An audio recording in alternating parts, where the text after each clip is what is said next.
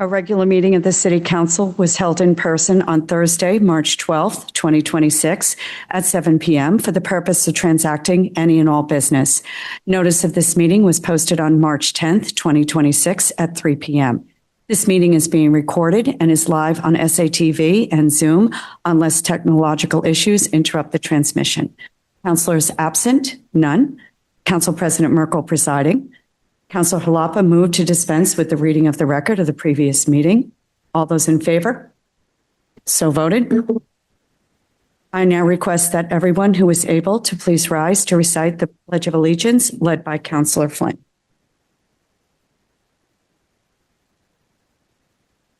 I pledge allegiance to, yes,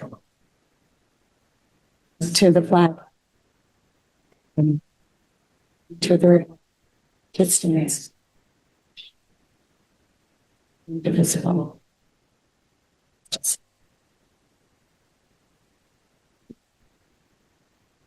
The Salem City Council honors that this land is Namkeg, or fishing place, where generation of Namkeg people from the Pawtucket Band of the Massachusetts tribe lived and passed through for centuries. We acknowledge that this is unceded indigenous land and also acknowledge the Massachusetts tribe who continue to honor and hold this land into the present. Salem City Council is committed to having ongoing, meaningful dialogue with the indigenous peoples who have presence in Salem in order to dismantle the legacies of oppression and inequities that persist today. Public testimony. Public testimony not to exceed 15 minutes. Public testimony is not a public hearing or question and answer period. Sign-up must occur 30 minutes prior to the meeting. The president shall, depending on the number of speakers, set a time limit not to exceed 3 minutes, which each individual presenting testimony must abide. Tonight, we have 6 people signed up to speak, and each will receive 2 minutes and 30 seconds to talk. First, we have Jeff Cohen. Want to come up and please state your name and address for the record, if you like. Jeff Cohen, 12 Hancock Street, Salem. 2 things real quick.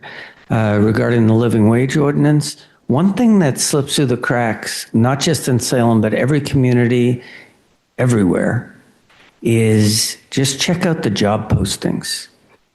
When I worked for the city, I used to look at them all the time, just walk in City Hall, look online, whatever. It's amazing how many jobs are posted that are less hours than dictate benefits, and how many of the job postings say non-union. It's really unfair.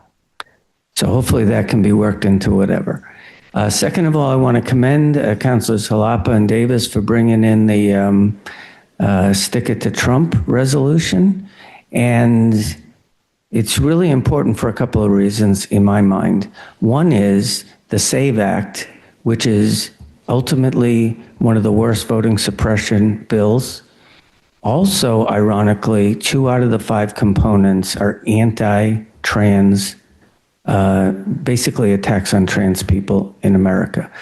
Also, so many people in our society have just a higher hill to climb every day, whether it's the economy or dealing with immigration things and stuff like that. And all that's happening every day is it's more difficult for people who are already marginalized. And finally, I'm really tired of the citizen versus resident rhetoric. I'm looking around the room and I can't tell who's a citizen here. Who's a citizen? So I think that whoever resides here, works here, belongs here. Thank you. Thank you. Next, we have Mary Ann Curtin. Okay. And then next we have Sarah Nastasi. And if you'd like, state your name and address for the record. Okay. My name is Sarah Nastasi, and I live at 19 Francis Road in Salem. That's Ward 3. I've lived in Salem for a little bit over 10 years, and I do want to thank the council for this opportunity to offer my support for the resolution to honor the legacy of Leslie's retreat and the ongoing commitment of the city of Salem to liberty and justice for all. Excuse me, I'm nervous. This is my first time doing this. I also wish to thank Councilors Hublapa and Davis for bringing this resolution forward in order to recognize our history as a city which has long rejected tyranny and has bravely stood up to peacefully protest the actions of unjust rule, ensuring the liberty of our community. The resolution as presented tonight tells just a small part of Salem's history, but is particularly relevant as we are living in unusual and difficult times. Our current government is making a mockery of the ideals and values immortalized in our Constitution and the Bill of Rights through illegal executive orders, which are reminiscent of the unjust decrees from the British over 250 years ago, and the weaponization of our legal system. The current administration has threatened our fundamental freedoms. The imposition of taxes through tariffs have placed an undue burden not only on our community, but the country as a whole, as prices for necessities continue to rise and force our neighbors to make impossible choices between food, housing, and health. And this is true all over the country, but it really hits hard in Massachusetts where things are so expensive. But most important, the arrest and detention of our immigrant friends, many of whom are detained for months in horrific conditions or deported without due process and without notification to family and friends, often leaving children and spouses behind without support. Many cases have involved U.S. citizens unjustly detained or people in the final steps of qualifying for citizenship, not because they have any criminal background, but because this government is unethically profiling them and violating their rights in order to meet some arbitrarily daily quota set by a White House advisor, a person neither elected nor confirmed, but merely an administrative underling who has captured the ear of the president. There are many other examples of unlawful behavior impacting the lives of our community, too numerous to address at this time. However, by standing up today and passing this resolution, we take the first steps to saying enough. And we tell the world that here in Salem, we have hope for our future, and we will continue to support our families and neighbors and our constitutional rights, as our forefathers have done before us. Thank you. Thank you. Next, we have Donald McVeigh.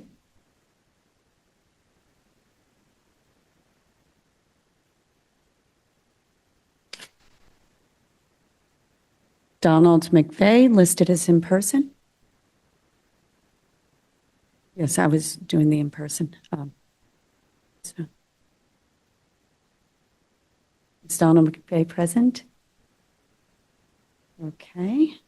Then we have on Zoom, Patricia Gazemba.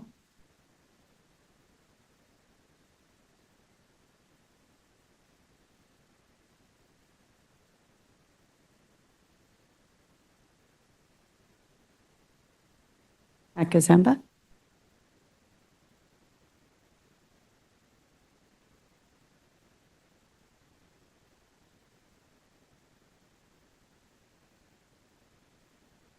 Go ahead, please. Thank you, City Council President Merkel. And thank you to members of the council for allowing me this opportunity to speak. I rise in support of the resolution to honor the legacy of Leslie's retreat. I am deeply worried about the state of our democracy. We have an authoritarian leader in the White House surrounded by advisors who were chosen not for competence, but because they would say yes, no matter what was asked of them. The backsliding of our democracy has been documented by multiple nonpartisan, nonprofit organizations. The Century Foundation's Democracy Meter rates the United States at 57 out of 100, a 28% drop from the previous year's rating. We are seeing members of our community disappeared. The work I did over 2 decades to protect our environment and bring the wind port to Salem is being trashed by the federal government. People are losing their health care and can't afford food. The Salem Food Bank is one of the busiest places in town. The war in the Middle East will increase costs even more. This government is not working for the people. It is a government that is corrupt and self-serving, a government of the ultra-wealthy for the ultra-wealthy. Tonight's resolution regarding the legacy of Leslie's retreat is one small act we can take as a community in defense of our democracy. We can and must call on our elected representatives in Congress to do more, to act with the urgency the moment demands. The only thing that has saved democracy from democratic backsliding is the collective power of the people. Like the patriots who came before us, we must join together to resist a tyrannical leader. I hope the council will vote to pass the resolution to honor the legacy of Leslie's retreat and continue to commit our city to honoring the legacy of liberty and justice for all. Thank you very much. Thank you. Next, we have Karen Khan.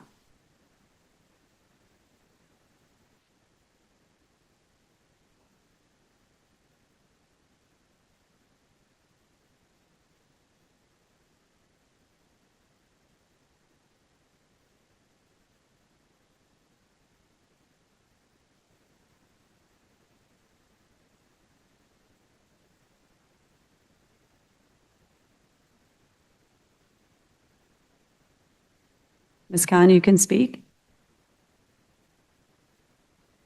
Can you unmute yourself? Okay, got it. My name is Karen Khan. I live at 17 Sutton Avenue in the Willows, and thank you for the opportunity to speak in support of the resolution to honor the legacy of Leslie's retreat. For the past 6 months, I have been working with towns across the North Shore to pass municipal resolutions defending our democracy. These resolutions harken back to the Revolutionary War period in New England, when Salem and other communities passed resolutions condemning the actions of the British Parliament and King.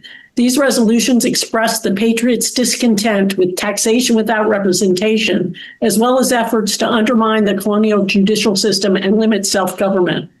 In Salem on February 26, 1775, the city's residents engaged in a more confrontational act of public resistance.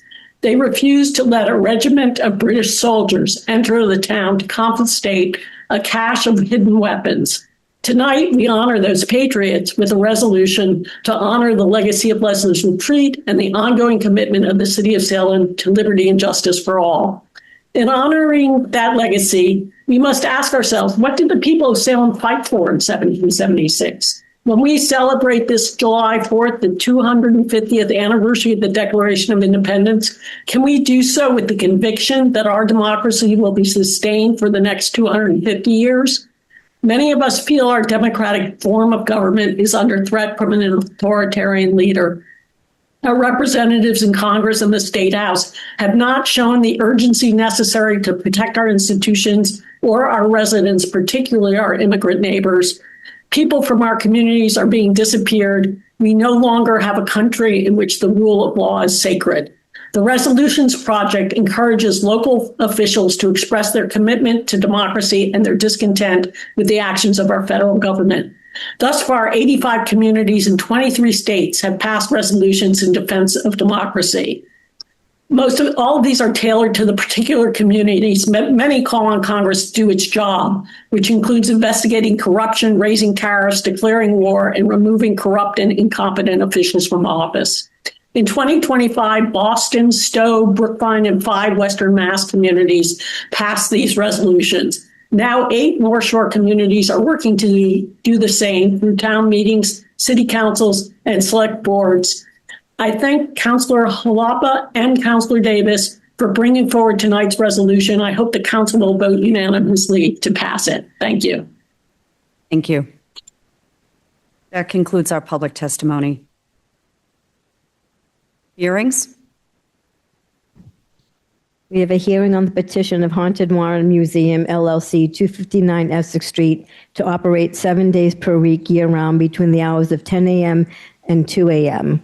The proposed use is an indoor ticketed entertainment experience with an average guest duration of approximately 90 minutes to 2 hours. The applicant anticipates that the final entry time will be approximately 11:59 p.m., with all guests exiting the building by 2 a.m. No food or alcohol will be served. Thank you. Is there anyone appearing in favor? And please state your name and address for the record.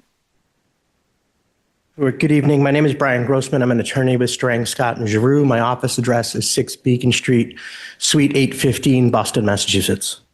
With me tonight as well as Elton Casti, who is the owner of Haunted Warren Museum, LLC. City Council President, if it please you and the council, obviously I had some brief remarks just explaining the project and the request, and then I'd ask Mr. Casti to speak briefly on his vision for the proposed use as well, and then we'd certainly be happy to take any questions. As the notice read, the request is to allow for operating hours between 10 a.m. and 2 a.m., with the final entry being 11:59, with all guests out by 2 a.m.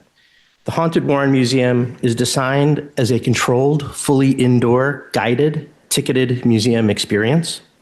And while the overall entertainment purpose is consistent with the current use by Blackcraft Haunt, the guest experience proposed by Mr. Casti and Haunted Warren Museum will be driven by their own original concepts and creative vision, and display of various artifacts from including places like the Warren property in Monroe, Connecticut. The operational model is intentionally structured and controlled.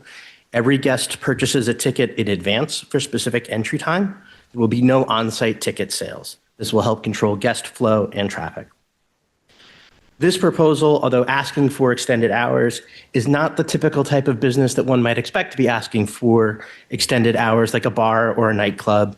In fact, as you heard in the notice, no food or alcohol is being proposed to be served on the premises. The proposed use, because it is ticketed and timed in the way the structure of the later hours of guests and the experience will be structured, it's not going to dump hundreds of people into the street all at once late at night like you might expect when a bar or a restaurant or a nightclub closes at 1 or 2 in the morning. The timing of the existing groups will be spaced out with only a few guests at a time. And as you get into those later extended hours, the number of guests will be even further reduced than what would happen during the normal business day. After 11 p.m., only 8 guests will exit every 20 minutes. So the groups that proceed during the extended hours will be through the museum will be done in groups of 8. And since it's a timed and guided experience, you won't get clumps of folks. You won't get 8 or 6. You won't get 16 or 24 all together. Those 8 will move through the experience together and exit together. This later window is designed intentionally to be slower, quieter, and more controlled. There'll be no outdoor queuing. Since there's no ticket purchase on site, there's no queuing at a ticket window or anything like that. Everybody already purchased their tickets. They will enter the building and then move through the experience. The extended hour guest count is actually a reduction of about 2/3 of for an experience. Ordinarily, there'd be 24 or so guests that, from 10 a.m. to 11 that would be moving through the experience itself. Regardless of the time of entry, all guests will exit onto Essex Street. After 11 p.m., both entry and exit will be occurring exclusively from the Essex Street entrance, with the location of the exit and security directing pedestrian traffic away from residential areas like Barton Square.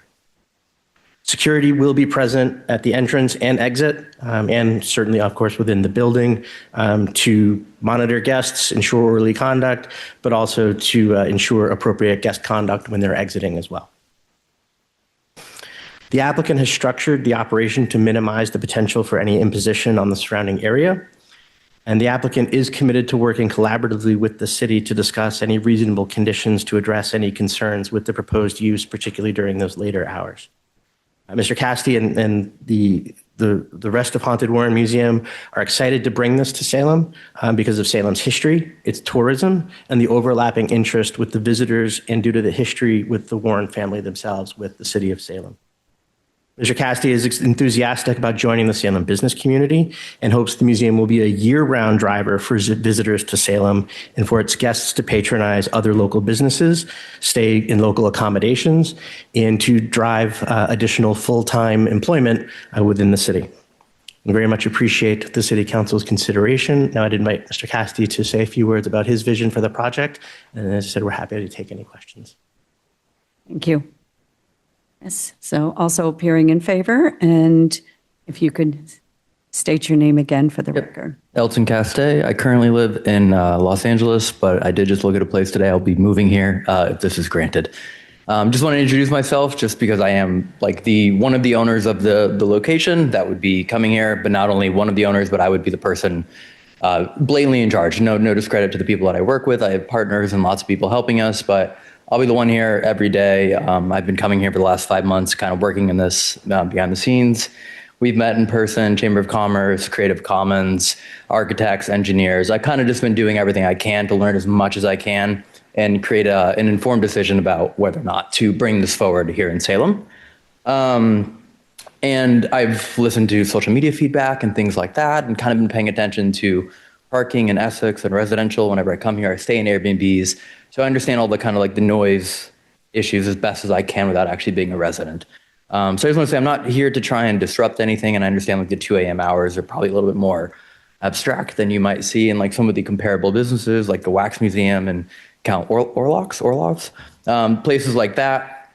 But what we've learned as operating businesses in this space for the last decade, that a huge portion of our customer base really wants to be in this type of experience later in the hours. And we're not looking to do a huge kind of population of people. It really is meant to be a regimented, guided experience.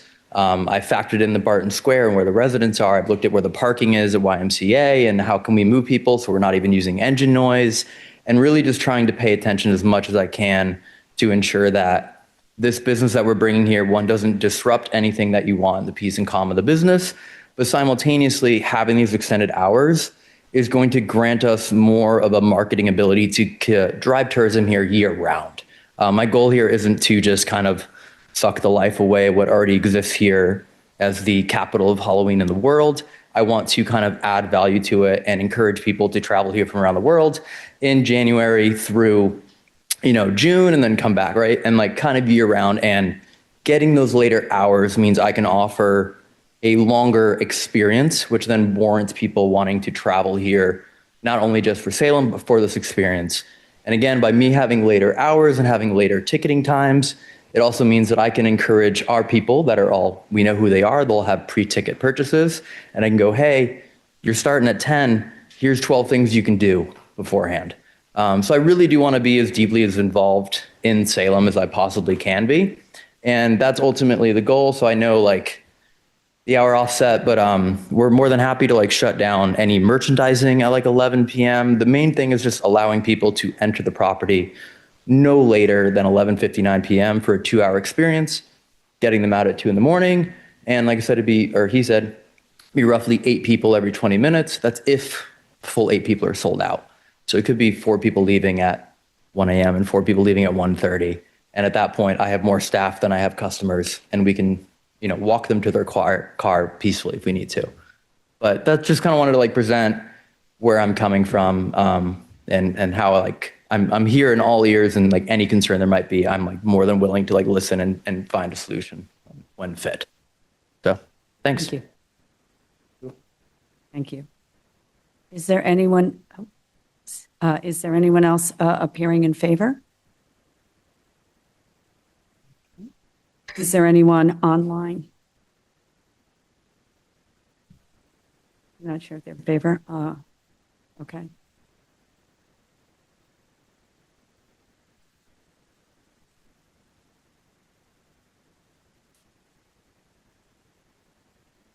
Trevor, if you could state your name and address for the record.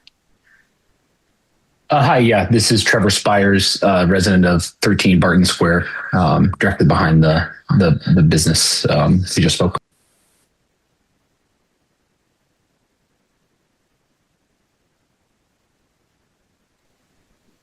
I think in general, just thanks for the opportunity to speak. I think just to clarify, I think speaking not in favor as a resident behind the business. I think I'll highlight a few concerns just as a resident who this would really impact pretty directly. I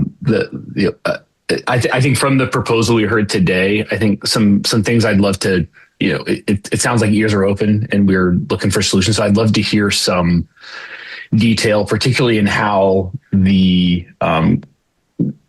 entrance and egress will happen prior to 10 p.m. I think maybe 11 p.m. is what we heard, where they would cut the ingress and egress to Essex. We saw the last couple of years, this led to some pretty rowdy behavior in Barton Square. I think we had to, as residents, we had to actually submit multiple sanitation complaints because of the number of nips and alcohol that was kind of gathered in the streets outside of the event. Lack of sort of crowd control, big crowds. I think a lot of the things that we heard, I think, would be addressed. I think over the last couple of years, we saw those problems pretty directly as residents in Barton. And so I think in general, we just want to hear more, I think particularly as Barton Square residents, about what will be done to ensure the residents on that street are don't have major disruptions, especially with this being a 365 permit. And, I think people leaving the establishment at 2 a.m. I think sounds somewhat concerning beyond some of the crowds that we saw last year. So I'll stop there. I think others will want to speak as well, but thanks for the opportunity to just share thoughts and concerns on this, Council. Thank you. Is there anyone else appearing in opposition? Marina, we'll finish with online first. Marina, if you would like to speak and state your name and address for the record. All right, awesome. Thank you so very much. My name is Marina McGinn. I am one of the owners at 13 Barton Square, and I just am really happy for the opportunity to speak tonight. So I know my father's in the room. He's the other owner of the space, and I know he wants to talk a little bit about his history with the building, so I'll just kind of keep it to us. So I grew up here, moved back 8 years ago. We have we live in a unit, my husband and I. We have one long-term tenant, and we have 2 registered Airbnbs. So tonight's discussion about this change for Blackcraft's special permit affects both our home and our livelihood. So we are opposing for a few specific reasons. One, we did have an example of what happened last Halloween season, when Blackcraft was permitted a special permit for a food truck. Unfortunately, they didn't set up any seating or trash cans. Their customers sat all over our own property and actually used our residential trash bins. We really pride ourselves in taking care of our neighborhood. We're the only residential building in Barton Square, and there was trash all over our property. I personally cleaned up before most of our Airbnb guests visited, so that they would make sure to have a really positive first impression, of our space. So based on our experience thus far, I just don't feel confident that Blackcraft is going to be able to manage a late night operation in a respectful way. So that's my first concern. My second is just noise in general. Haunted houses are loud by design. There's screaming, there's sound effects, there's music. And this is our residential neighborhood. We've always kept it really peaceful. And if I'm being honest, loud groups every night until 2 a.m. every single day sounds pretty intense for us and our guests that are visiting our Airbnb. Finally, it just doesn't feel like a safe idea. Barton Square, as a lot of us probably know, it's kind of a unique part of downtown Salem. It's pretty dark, it's quiet, and we don't necessarily want to encourage people spending more time there in the middle of the night. So I'll just leave this by saying we absolutely love Salem. We've been stewards of this Barton Square for 45 years, and we just feel that Blackcraft is, a California company without much stake in our local community. And we'd really urge that they're not permitted this special permit. Thank you for the opportunity. Thank you. Is there anyone else online in opposition? Tim, if you'd like to speak, and please state your name and address for the record.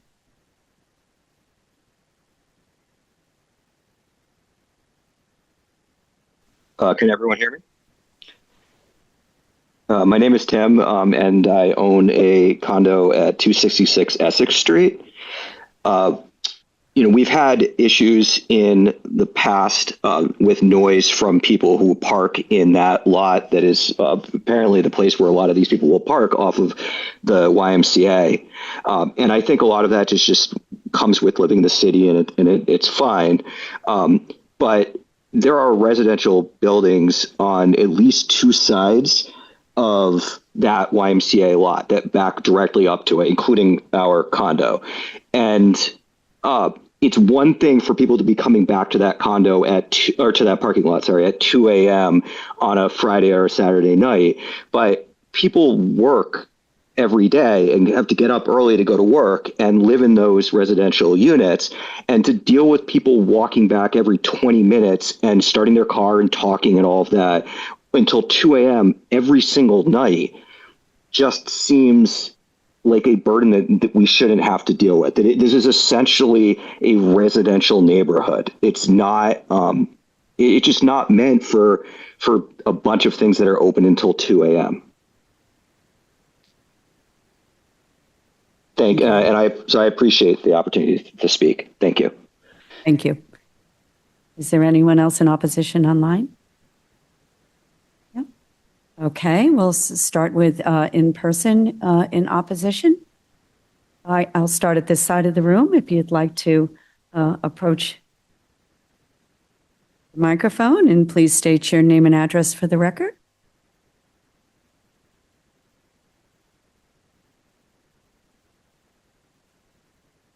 Hi, my name is Mike McGinn. I own 13 Barton Square. I've owned 13 Barton Square for 45 years. And over those 45 years, it's gotten much more difficult to live in downtown Salem. The crowds, the noise, the traffic have only gotten worse. The street closures alone make it very challenging just coming and going. The front of our house is roughly 20 feet from the parking lot, where the entrance to the haunted house that they have been using is located. In my experience, a haunted house is a loud affair. There's a lot of screaming, a lot of adrenaline. I'm curious when these people get out at 2 o'clock in the morning if they're also going to be loud and screaming, and how that's going to work. I believe the proposal will be another hardship put on the people who live in my house as well as the rest of the neighborhood. This is a neighborhood. I think it's definitely going to have a negative impact on the neighborhood. I just think we should consider the people who live in the neighborhood and have to get up to go to work every morning. And believe me, I know it's been a lot of times people screaming at 2 a.m. getting woken up. It's not a pleasant affair. But thank you for the time. Thank you. Next person who'd like to speak?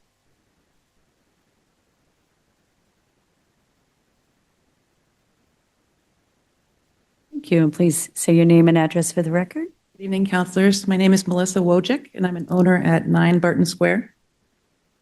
I appreciate the role that tourism plays in Salem's economy, and I'm not opposed to businesses operating in our mixed-use neighborhood. However, the requested 2 a.m. closing time raises real concerns.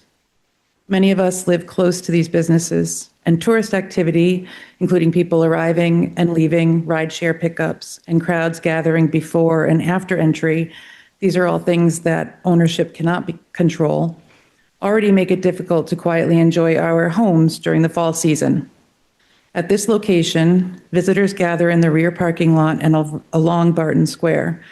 Because the surrounding buildings form a brick and masonry canyon, that noise carries and amplifies. Extending hours until 2 a.m. would push this noise well into the middle of the night. Additionally, a business open until 2 a.m. starts to tip the neighborhood toward becoming an entertainment district. While tourists come and go, the people who live in this neighborhood are here every night of the year, and I ask the council to deny the request for extended hours.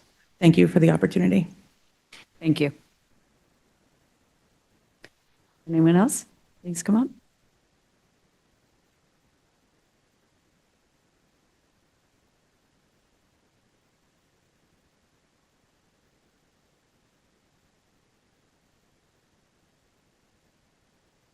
Hello, I'm Mary Paul McGinn, wife of Mike McGinn, and we the house at 13 Barton Square. So my concerns have been also echoed by the other people who are against this. But one of my biggest concerns is alcohol and drug use. There has been a lot of alcohol and drug use during Halloween. And like the woman before that spoke, that little, it's like a corner that there's no police, there's no anyone there.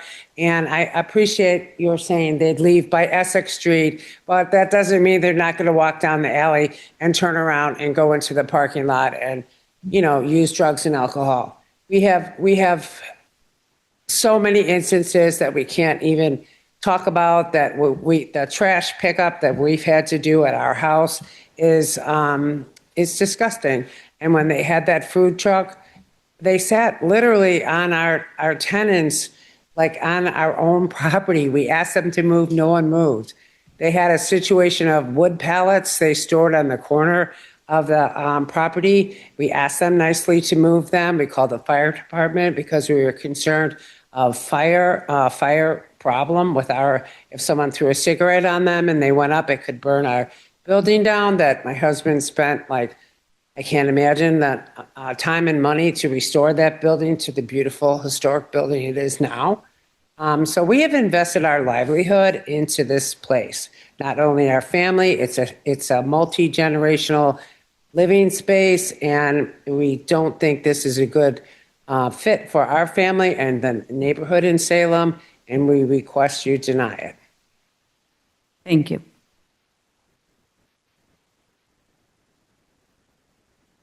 Is there anyone else who would like to appear? Up? Yes, please come on up. And please state your name and address for the record. My name is Matthew Barbrick. I'm at 23 Bertuccio Avenue, Ward 3. So I understand the concerns of everyone in opposition, but from my understanding, this will be more of an educational experience, not a haunted house. The intention is not to scare people, it's to excite them and educate them about the paranormal or the Warrens' history. I don't think anyone would be making screaming, making loud noises. I also think the extended hours will spread out the amount of people going during the day. So reducing traffic during the daytime, I think that could help at least for traffic, especially during October.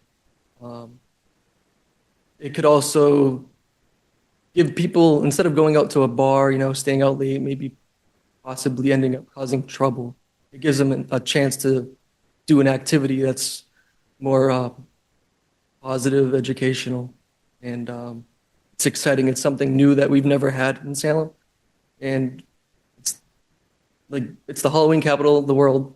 I think it's based off, Salem thrives off tourism. I think it'll help the restaurants in Salem, businesses, hotels, Airbnbs, everything. I think the extra traffic won't be too severe where it hinders people in Salem. But it will bring business year round instead of relying on October to help small businesses. Thank you. Thank you. Would anyone else like to speak in opposition or favor? Seeing none, do any of the counselors have questions or comments? Counselor Smith. Thank you, President Merkel. I just have a couple of questions for the applicant as well. A point of order here. Can I ask questions of the public commenters, or I cannot? You may ask any questions you would like to present. For the applicants, we'll start there. What happens if the hours are reduced from what you want of closing at 2 a.m. to something like midnight, 10 p.m., 11 p.m., somewhere in there?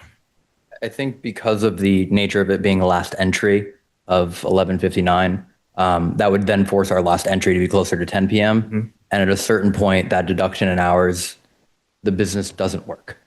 It just doesn't work. And the other contributor here is that by having those extra hours, it allows us to generate more full-time work as well, because now we can create 2 full-time shifts per day and have more employees as well. So there's kind of the economic job employment benefit, and then also the later hours are where the value is in ticket price. Those are where the more expensive experiences are, the longer experiences. And then the economics start getting really, really dangerous, where one snowstorm and all of a sudden we're back to break even. If that makes sense. Sort of. Tell me a little bit about the experience. So not a haunted house. I'm very familiar, well, and other folks might not be, but I'm very familiar with the Warren Museum, with the Warrens, Ed and Lorraine, Tony, who you bought the business from, and the Annabelle doll, the Conjuring, which you have a 5-year lease on, is my understanding, and so might come to Salem. Can you tell me what the experience consists of? Sure. Yeah. So to clarify, we are not Blackcraft Haunt. We would be in replace of them. They would not be our co-operator. We'd be completely separate. We'd just be neighbors. So we're not the same thing at that point. We'd be resuming that space. Although we are operating under the name Haunted Warren Museum, we are not a haunt. We are not a jump scare attraction. This is a curated mixed media museum experience. So the idea is that based on the current floor plan, working with the architect, we're looking at 13 to 14 different exhibit spaces, an average of 5 to 6 minutes per room. That's how you get to around your 90-minute mark. Everyone is guided with a tour guide. The mixed media element comes from, sometimes it's the guide speaking to you, sometimes it's a TV, sometimes it's a voice, but it's all a curated thing where that way we can ensure that the guide, one, is protecting the artifacts, because we are talking about genuinely valuable museum pieces from all around the world. Like he did bring up Annabelle and the Warrens' actual pieces for those that are aware of it, but we're also acquiring other collections from neighboring countries such as Tibet, Nepal. I was just in Bhutan where we just acquired a museum.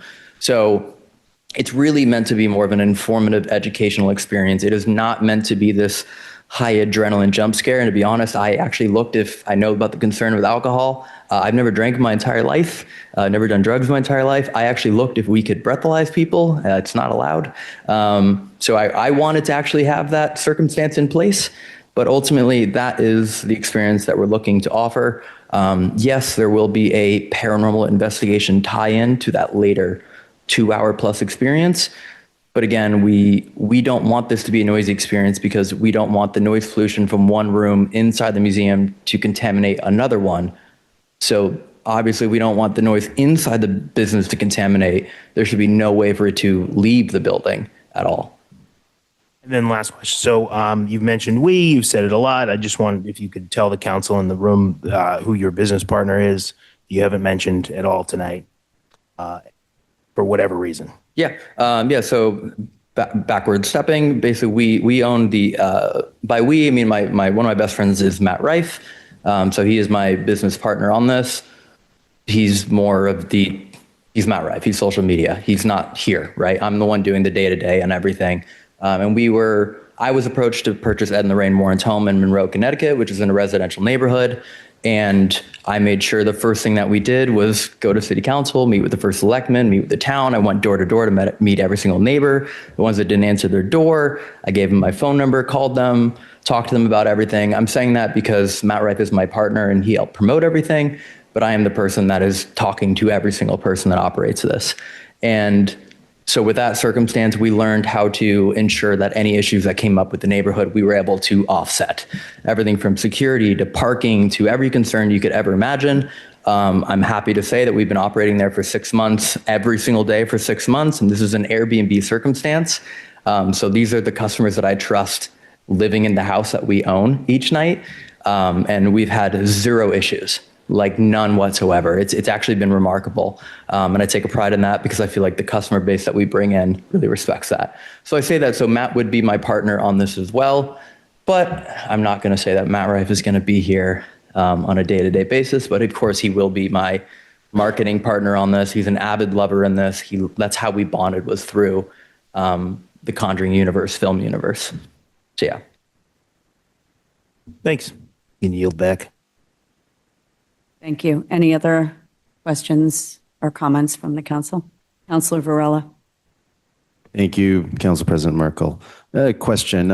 I know, 2 o'clock it might be a little bit to ask for. Is there, if you guys, let's say tonight, 2 o'clock didn't happen, let's say you guys got approved for 10 o'clock, 11 o'clock, does that destroy your business model? Honestly, yes. At that, I'm not trying to use this as leverage. I promise you, I want to be in Salem. I love this town. I've been coming here for 6 years as a tourist. Matt and I came here like years ago. Ed and Lorraine used to lecture here. They created the New England Society of Paranormal Research. I want it in New England. I do have other options. I have options in Pennsylvania. I have options in New York. I have options in California. I want it here. But at the end of the day, it unfortunately is a business. And I strongly, strongly believe that my customer base does not want to even come into this location earlier than noon. So I don't really reap the benefit of being open at 6, 7, 8, 9, 10 in the morning. Even at 10, 11, I think, unfortunately, I ran the numbers as many ways, and I think there. And just to backtrack, I know that we reached out in regards to 7 days a week till 2 in the morning. That was me going for like the big blanket. Obviously in December, I don't think we're going to be open till 2 in the morning. I would rather just have it and then work down and whittle down. We also intend for January, February, and March not actually be open because we figured we're going to learn a lot and have to make some changes in January and February and then reopen in March. So we're kind of already expecting January, February to really slow down as we figure this out and like what can we improve upon, like what may have happened in Barton Square that we can fix. So that's the intention. But obviously, I believe the opening phase of this, with the goal of opening in August, September, the first 5 months, I anticipate this would be a fully maxed out business. But then happy to whittle down for sure. Councilor Flynn?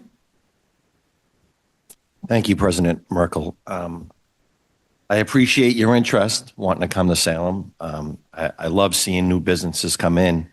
But my priority as a city councilor is the residents. That's what we're here for, is to protect the residents, not so much your investment, which I hope there's some way that we could come to some type of agreement. But unless you could reduce those times that these residents are happy with, there's no way that I would ever vote to support this, in all due respect. I respect that you want to come to Salem, but my priority is for those residents who live here every day. You understand? Yeah. All right. Absolutely. Thank you. Am I allowed to respond to you? I'm genuinely asking. Okay. No, I understand. Oh, sorry.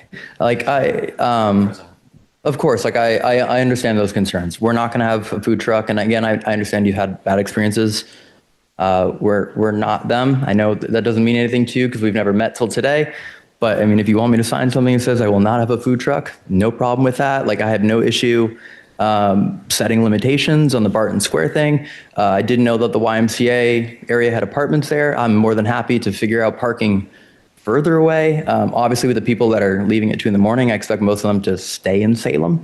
So hopefully they're just going to walk to their hotel or their Airbnb. And again, I'm more than happy. You guys said you operate Airbnbs there. So I'm more than happy to like directly tie my people to you. And I mean, that helps, right? We can help sell that out and make sure your guests are my guests, so they're not going to complain. I already know that there's like a restroom issue in Barton Square, or sorry, in Salem. And I was like, well, I'll have space. I don't really need parking. I can put restrooms there and dumpsters there. And so any of those concerns, like, I know we don't know each other at all, but like I'm standing here before you, like honest to God, that like any problem there may be, I am more than happy to find a solution to. I own a home myself and I love my neighborhood, and the Monroe house is, I mean, couldn't be in any more of a neighborhood than it is. It's the last house in a cul-de-sac. So all of those concerns, I am more than happy to find solutions to. Through you, President, sorry, I thank you for that response. I think the main issue, without speaking to the residents, is the 2 o'clock closing. Unless you could change that, I don't think they would really be happy to have that back there.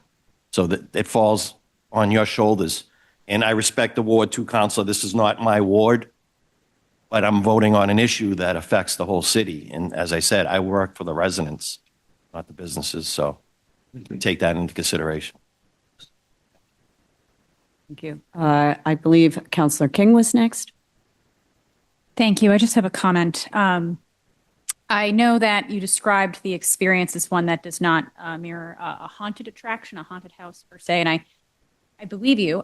For my day job, I occasionally have to go to Las Vegas for work, and there are a lot of such attractions in Las Vegas that are not meant to include alcohol and drugs and are not meant to be this high energy experience. Meow Wolf is a very famous chain that does similar things. They would never open before noon. They're often open late.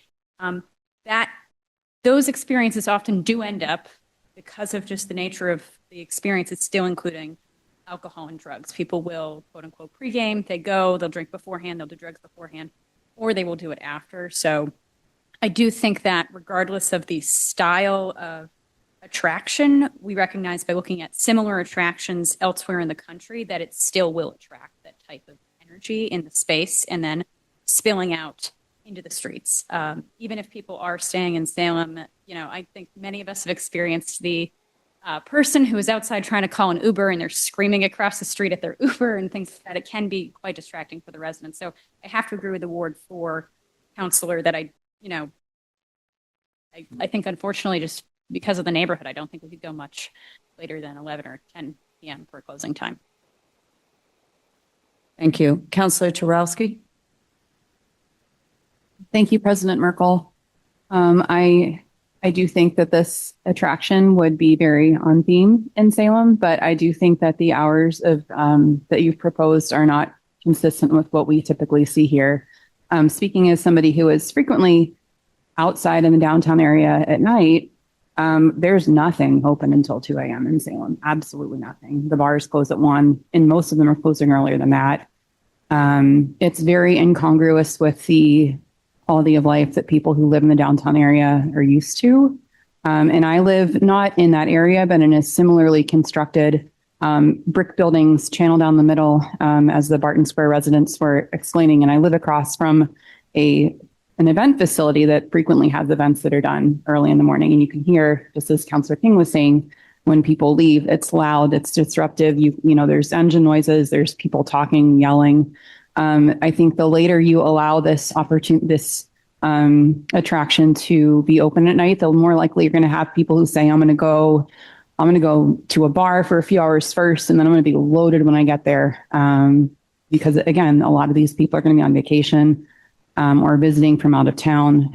The other thing I wanted to point out is that your closing time is also past when we have public transportation available. So I do think that's not consistent with the claim that this is a pedestrian friendly venue as well. And if I think you should consider having a restroom if this does go through, because like you mentioned, that's another huge issue in Salem, especially that time of night. It's amplified. But yeah, I think just making sure that we don't have people wandering the streets that late is imperative for the people that live nearby and who this would affect the most. Thank you. Councilor Jalapa. Thank you, President Merkel. So did I hear correctly that after, let's call it 11 p.m., sort of the business model starts to break down? Yes. I think I heard that was because the ticket prices are different for earlier in the evening versus the later evening. Is that correct? Correct. Yeah. Earlier in the evening would be around a 75 to 90 minute experience, and then later would become a roughly 2-hour experience. So it's the time that's different, and that's what's affecting the ticket price? The ticket price will increase with the duration of the time. The longer experience, higher value. Thank you. That's it. Councilor Sidoriak. Thank you, President Merkel. Remind me, did you say you already have businesses? You've done things similar to this? Yes, we currently own Ed and Lorraine Warren's home in Monroe, Connecticut, which is an Airbnb, and within it, some of these museum items are housed.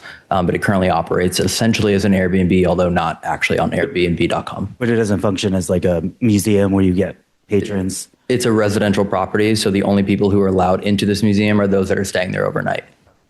Do you have anything that might resemble, I don't even know what you would call this, but like a visitor management plan, like any procedures of when they end the tour, you tell them what kind of expectations for their conduct should be leaving the place, and then also any sort of like plans on how you would help maintain the property outside?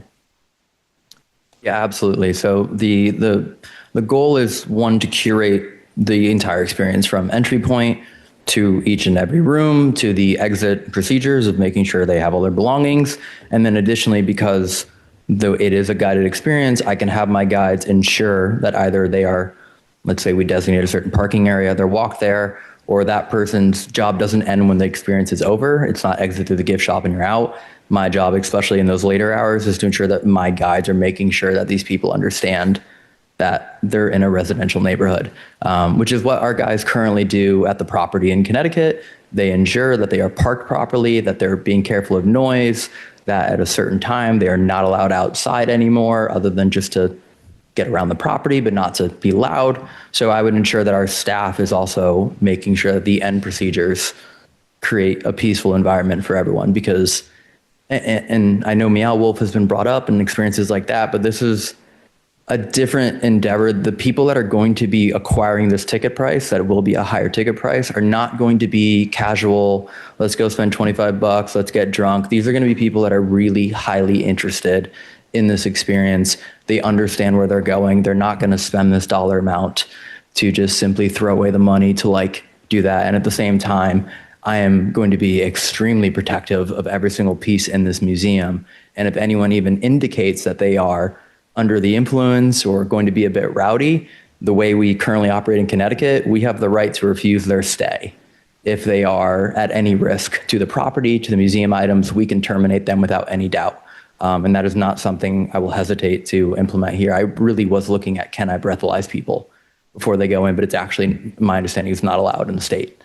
So truly, I don't want to disrupt anything. And I want these people, and I understand the public transportation. I know I looked at what time the trains end, and that's why I'd want to make sure I'm working with the Hotel Salem or Hawthorne or Airbnbs to make sure that, hey, if you guys are coming in October, book your stay now, right? Like, because I also want to help generate that revenue within the town. I want people to stay here for the night, because then they'll eat breakfast here in the morning and they'll go do a couple other things that they didn't do. So I'm trying to wrap all of that in here to make sure it's as best as I possibly can include all of these factors.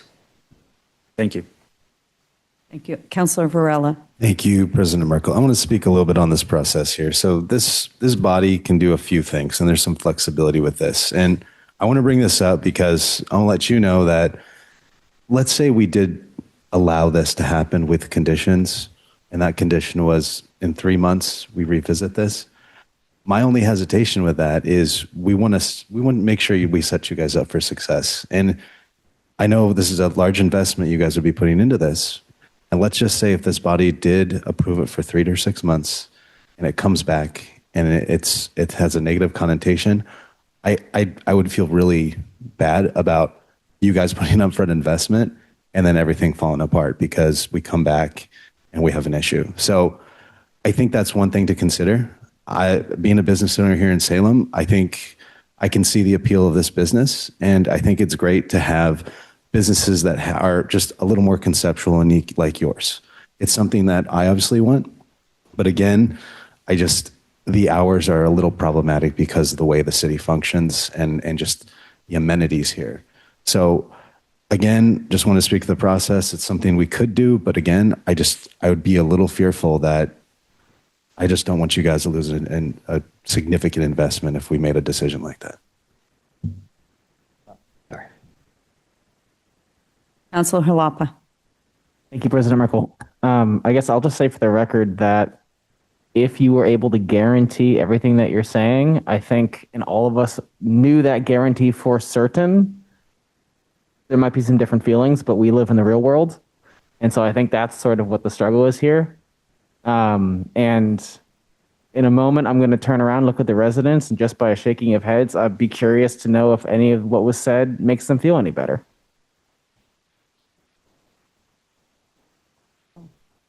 Sorry. Thank you. I yield. Councilor Prosnowski. Thank you, President Merkel. Gentlemen, I've been in the Halloween business for a long time. I was working on the police department when Halloween in Salem was no different than Halloween was probably where you all grew up. I've watched it evolve. I've watched it grow. I've watched the city make mistakes. I've watched them tune up and dial in and try to make something out of it that would benefit this city. Salem is not used to something staying open till 2 o'clock in the morning. That's the reality of it. We close down early, not only for public safety, but also for the peace and quiet of the residents of the Salem. Like Councilor Flynn has said, we work for the residents of the city, and 2 o'clock just is not in our wheelhouse. We do not stay anything open. As a matter of fact, in October, we close a lot of concessions down at 10 o'clock at night just so that Salem tones it down so that people can have a little bit of peace and quiet. So I love your idea. I love the way that you're running your business. I think you're a business model for a lot of other businesses that are open but not open until 2 a.m. But 2 a.m. to me is just a little bit too late. So I apologize, but that's just the way I feel. Thank you. Thank you. Councilor Hapworth. Thank you, President Merkel. Yeah, and I think we like to, as a council, we frequently will say that we have very little actual control over what happens with haunted happenings, and Salem is sort of its own thing, and we try to do our best to protect the residents and help and make sure our small businesses can have what they need to make it through. This is one of those times. I think we wish you the best of luck if you're able to open within our own rules, but I cannot think of anything in what is being asked here that is going to benefit the residents of Salem and is going to benefit whether it's the neighbors who live there or just the city all up.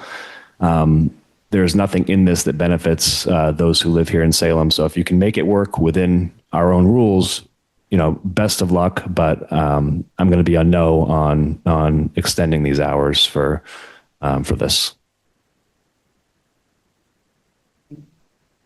Any other councilors? Okay, Councilor Smith. Thank you, Chair, President Merkel. You're hearing a lot about the time as being an issue, and I think I still need it. That is my ward down there, the downtown area, a lot of it, and I still want to be able to connect with some of the residents and figure out if that is the only issue. So I'll make a motion in a second, which I think is a bit of a lifeline to you, one horror person to another, to make sure that there's still a chance here, but these hours are in no way going to work, given that, again, nothing is open that late. The bars have a last call. They're closed. Everybody's out by 1 a.m. Councilor Presnewski alluded to the fact that we do close everything down at 10 p.m. usually on Halloween itself and just move people out. Nothing good happens in Salem after midnight. And so I think the 11:59 p.m. being the time that people come in would probably be the time that people would have to come out.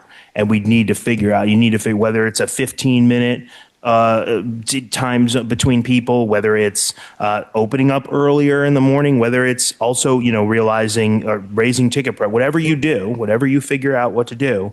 I think if you can come back to us with that shift and be able to, go with that, we might be able to approve it, but I still want to hear from other residents. So I'm going to make a motion that we keep the public hearing open until the next regular meeting on March 26th.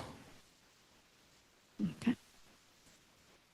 Councilor Smith moves to continue the public hearing on March 26th. Seconded.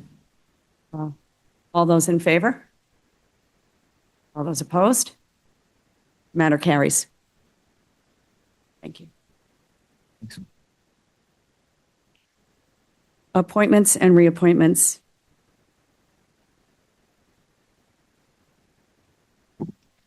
We have held from the last meeting the mayor's appointments of the following with terms to expire. Councilor Tarowski. Thank you, President Merkel. I move for confirmation by roll call vote. Councilor Tarowski moves that these appointments be confirmed by roll call vote. Under discussion, Councilor Tarowski. Thank you, President Merkel. These are 4 individuals who are stepping up for their first terms on boards. I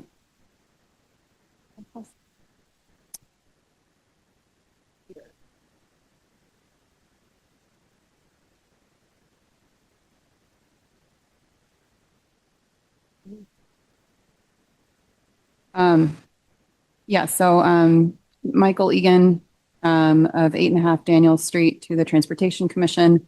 Josiah Boucher of 69 Essex Street to the Bicycling and Shared Path Advisory Committee. Dr. Shelby Ortega to the Race Equity Commission, and Haley Cormier to the Beautification Committee.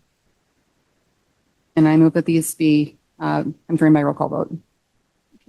Councilor Trotsky moves that these appointments be confirmed by roll call vote. Under discussion? Yeah.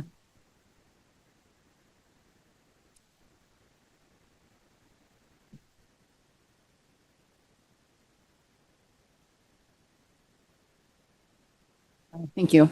So Dr. Shelby Ortega of 9 Moffett Road is filling the seat that was previously held by Alphonse Wright.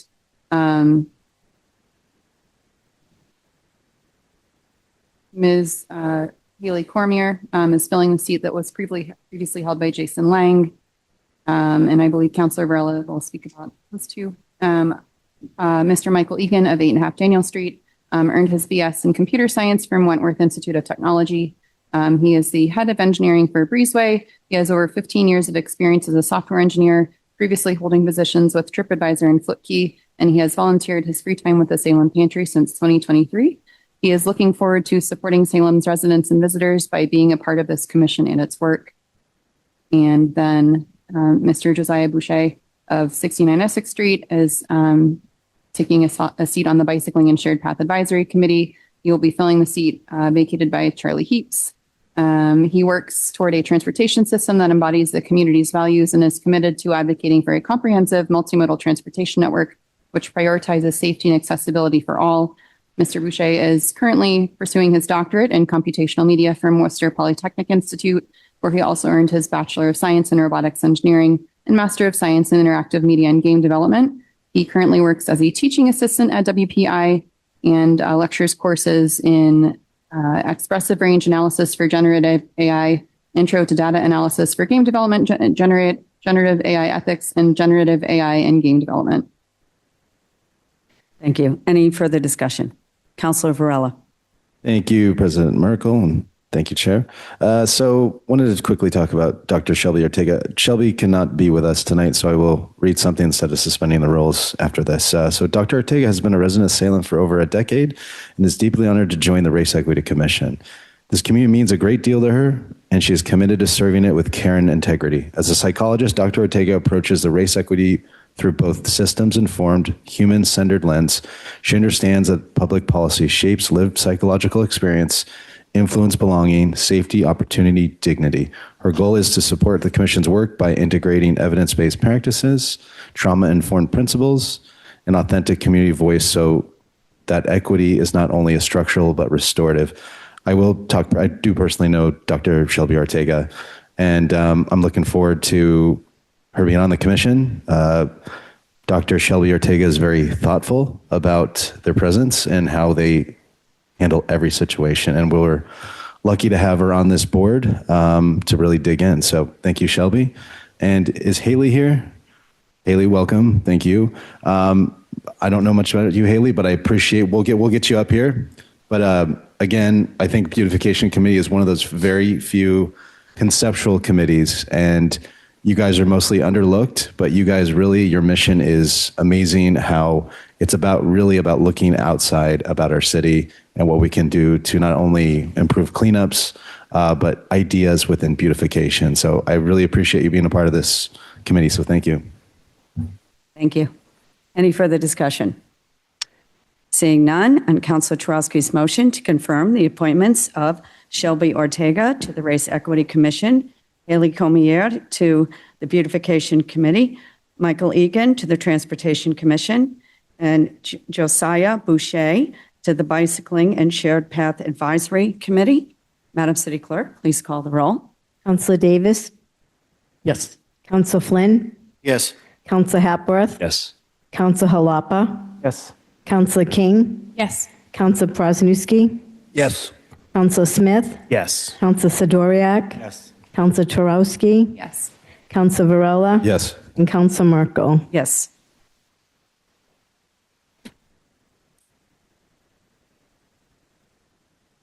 We have 11 members voting. We have 11 in the affirmative, none in the negative. The matter carries. Counselor Turowski. Thank you, President Merkel. I move for suspension of the rules. Seeing no objection, would Haley Comier like to come up and speak?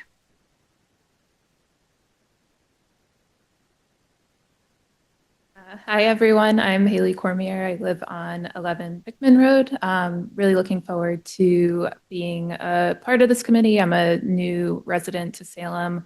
So viewing this as my first entry into getting more involved in the community that I am investing in. I'm also a small business owner, so very much understand the hard work that goes into really just about everything. And my business is in florals, so beautification lands solidly within that. I went to art school, so I really look forward to thinking outside the box like I do with everything and bringing it to benefit Salem. Thank you. Thank you. Would Michael Egan like to speak?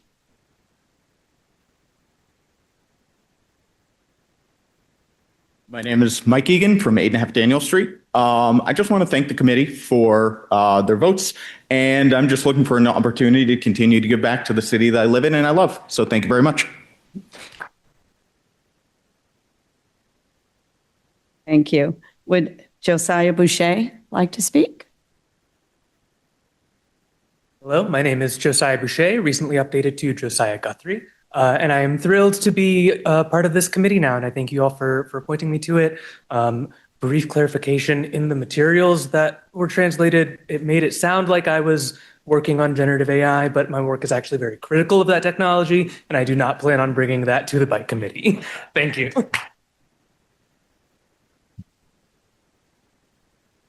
Thank you. Further appointments and reappointments. Held from the last meeting, the mayor's reappointments of the following with their terms to expire. Counselor Turowski. Thank you, President Merkel. I move for confirmation by roll call vote. Counselor Turowski moves for confirmation for reappointment by roll call vote. Under discussion, Counselor Turowski. No discussion. Okay. Any further discussion? Okay. Seeing none, on Counselor Turowski's motion to confirm the reappointment of Robert Millerick to the Board of Assessors, Ashley Judge to the Board of Trust Fund Commissioners, Charles Barton for the Registrars of Voters, Iliad Kala to the Council on Aging, Abigail Boot to the Council on Aging, and Zachary Conter to the Planning Board. Madam City Clerk, please call the roll. Counselor Davis? Yes. Counselor Flynn? Yes. Counselor Hapworth? Yes. Counselor Halapa? Yes. Counselor King? Yes. Counselor Prosnewski? Yes. Counselor Smith? Yes. Counselor Sidoriak? Yes. Counselor Turowski? Yes. Counselor Varela? Yes. And Counselor Merkel. Yes.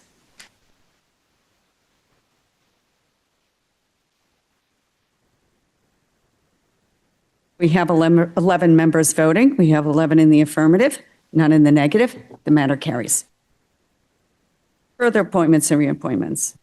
We have the mayor's appointment of Lisa Lavoy of 10 Savoy Road, just 10 Savoy Road, to the Beautification Committee with a term to expire June 8th, 2028. Counselor Turowski. Thank you, President Merkel. I move that this be held under the rules. Counselor Turowski moves that this be held under the rules. All those in favor? All those opposed? The matter carries. Further appointments and reappointments. We have the mayor's reappointments of the following with their terms to expire. Counselor Turowski. Thank you, President Merkel. Two small modifications to this.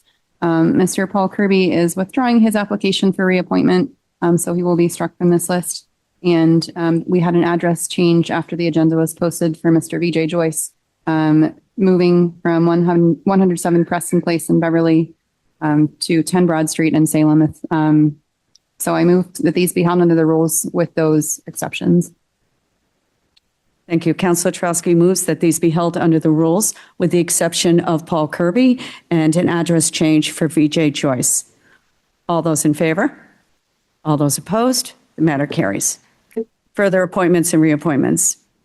With the mayor's appointment of Robert Millerick, 4 Gallows Circle, to the Board of Assessors with a term to expire March 12, 2029. This is a housekeeper matter to correct the term to expire from our February 12, 26 meeting, and as it is shown on March 12th. Councilor Trowski. Thank you, President Merkel. I move that this be received and filed. Councilor Trowski moves that this be received and filed. All those in favor? All those opposed? The matter carries. Communications from the mayor. We have an order that the sum of $90,740 is hereby appropriated within the capital outlay account to fund the remaining costs of the Salem Common Loudon project. Councilor Davis. Thank you, President Merkel. I move for suspension of the rules. Councilor Davis moves for suspension of the rules. Seeing no objection, Councilor Davis. Thank you, President. I move for adoption. Councilor Davis moves for adoption. Under discussion, Councilor Davis. Thank you, President Merkel. So this is to support the completion of the Salem Common Lantern project. The full cost of this project is $190,740, with the $100,000 balance being provided through a FY26 state budget earmark. And just want to say thank you to the Friends of the Salem Common, both for their long-term advocacy for the Salem Common, and then also their diligence in finding funds so that we're only paying for part of this, which certainly helps out. So thank you to them. Thank you. Any further discussion? Councilor Prosnowski. Thank you, President Merkel. I'd just like the public to know how much work and effort was put forth by a very, very small group of people to make this possible. The Friends of the Salem Common consists of a small group of residents who live nearby the Common who made it their efforts into beautifying the Common. And one of the things that they did that a lot of people don't do is they raised money themselves. They just didn't ask for something. They just didn't give ideas about something. They went and did something. They raised $100,000 to put those new lights inside the Salem Common, which aren't just there for beautification, but they're also there for public safety. Because now, if you're standing on one side of the Common with the new lights present, you'll be able to see through the Common to the other side. And it's not that it's going to be lit up tremendously so that's irritating. It's going to be lit up subtly so that it looks really really beautiful. I just want to tip my hat off to those people, also to Mike Harrington from the Hotel Salem, who had a lot to do with this design process. And 6 years worth of work is finally coming to a head, and it'll be nice. The timing is perfect for the quadricentenary. And once again, thank you all for. Thanks to the Friends of the Salem Common for so much work, 6 years of work. Thank you. Thank you. Any further discussion? Seeing none, on Councilor Davis's motion. Oh, sorry, I apologize. Yes, Councilor Smith. Thank you, President Merkel. Sorry, I'll make it quick. We should move. I want to just echo it because the work of Liz Aberg and Marianne Curtin, who's here tonight, and Susie Moulton, and no relation, and she wanted to say that, and Mike Harrington, and then of course Senator Joan Lovely, who brought this forward to the State House and brought this money in, and then it took years. And so this is another, an announcement here of, I really hope that we can move some of these kind of things forward a little bit more expeditiously, because that money can disappear every year. They had to go and get it every year. And so it's $100,000. And then we put in a little bit more money and we get these great lanterns. So thank you very much to them for that. And again, that's the ask here, is to move this stuff forward in the future for whomever may be listening. Thank you. Any further discussion? Seeing none, on Councilor Davis's motion to approve the appropriation of $90,740 to fund the remaining costs of the Common Lantern project. All those in favor? All those opposed? Matter carries. Further communications from the mayor. We have an order that the sum of $84,559 is hereby appropriated within the capital outlay account to fund the completion of the exterior restoration project at Dixon Memorial Chapel. Counselor Davis. Thank you, President Merkel. I move for suspension of the rules. Counselor Davis moves for suspension of the rules. Seeing no objection, Counselor Davis. Thank you, President. I move for adoption. Counselor Davis moves for adoption. Under discussion. Counselor Davis. Thank you, President Merkel. This is to fund the completion of the exterior restoration project at Dixon Memorial Chapel. The city's been working to raise funds to complete this work, including a $65,000 state grant, which requires the city to complete restoration work prior to June 30th, 2026. So that's the a little bit of a time constraint there. Thank you. Any further discussion? Counselor Halapa. Thank you, President Merkel. I'm very excited to see this before us tonight. I would like to take a moment to thank Patty Kelleher, who is our preservation planner, as well as the Friends of Green Lawn. Similarly to the last item on the agenda, this is something that a lot of people are very passionate about and have done some of their own due diligence to raise money to address this building. For folks who don't know, this is a building that is on Green Lawn Cemetery, which is in Ward 6. It is a beautiful building. It was constructed in 1894, and it was given to the city 130 years ago. It was not really taken care of for a very long time by the city, which is a shame. I would love to invite everyone to come into the building, but it is not always available. And that is the intent behind this, is to actually make this basically safe and restored so that it can be used by the city and by the public for a number of different things. So very excited for this, and I hope that this gets passed. Thank you. Any further discussion? Seeing none, on Counselor Davis's motion to approve the appropriation of $84,559 to fund the completion of the Dixon Chapel restoration. All those in favor? All those opposed? Matter carries. Further communications from the mayor. We have an order that the sum of $81,936.36 is hereby appropriated in the Retirement Stabilization Fund Vacation Sick Leave Buyback account to be expended for the contractual buyback of a Salem Fire Department employee. Counselor Davis. Thank you, President Merkel. I move for suspension of the rules. Counselor Davis moves for suspension of the rules. Seeing no objection, Counselor Davis. Thank you, President. I move for adoption. Counselor Davis moves for adoption. Under discussion, Counselor Davis. Thank you, President Merkel. So these are contractual obligations to fund the retirement buybacks for folks in the Salem Fire Department. Thank you. Any further discussion? Counselor King. Thank you, President Merkel. I, of course, want to congratulate retired Deputy Chief John Payne on his retirement, first of all, but I also just want to note this is a case where it's really just so apparent that, you know, even though these people who serve our city for their whole lives retire, they really never stop serving our city. We had a really horrendous home fire on Rosalind Street just this week where someone lost their life, and Deputy Chief John Payne is a neighbor, so he just, you know, grabbed his coat. He still had his jacket and went into the fire and helped active fire department staff to try and fight the fire. And unfortunately, that group was eventually pushed back by the smoke until the larger department forces could get there. But, you know, as a retired deputy chief, it just is amazing to see him just still helping his community and jumping in the action when he sees his neighbors need assistance. So I want to definitely thank him for all his service, but especially this week with the help here in Ward 5. Thank you. Any further discussion? Councillor Flynn.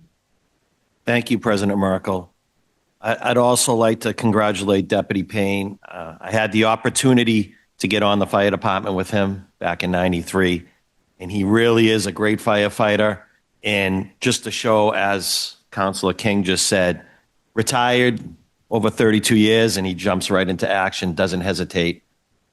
Along with Sergeant Tucker, he also assisted with this. So we really are really lucky to have two people like that put their lives on the line, you know what I mean, for another resident.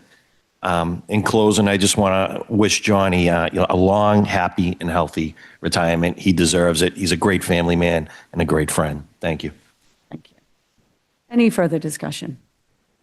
Seeing none, on Counselor Davis's motion to approve the retirement vacation sick leave buyback for John Payne, all those in favor? All those opposed? The matter carries. Further communications from the mayor. We've been ordered that the sum of $79,515.24 is hereby appropriated in the Retirement Stabilization Fund Vacation Sick Leave Buyback account to be expended for the contractual buyback for another Salem Fire Department employee. Counselor Davis. Thank you, President Merkel. I move for suspension of the rules. Counselor Davis moves for suspension of the rules. Seeing no objection, Counselor Davis. Thank you, President. I move for adoption. Counselor Davis moves for adoption. Under discussion. Thank you, President Merkel. So this is the same thing, contractual obligations, and we thank all of those that have served on the fire department and wish them a happy retirement. Yeah. Any further discussion?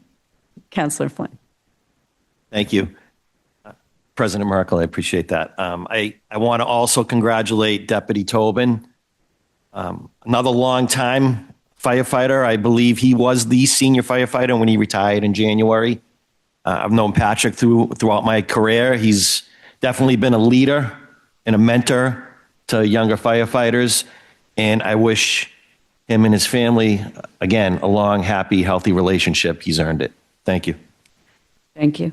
Any further discussion? Seeing none, on Counselor Davis's motion to approve the retirement vacation sick leave buyback for Patrick Tobin, all those in favor? All those opposed? The matter carries.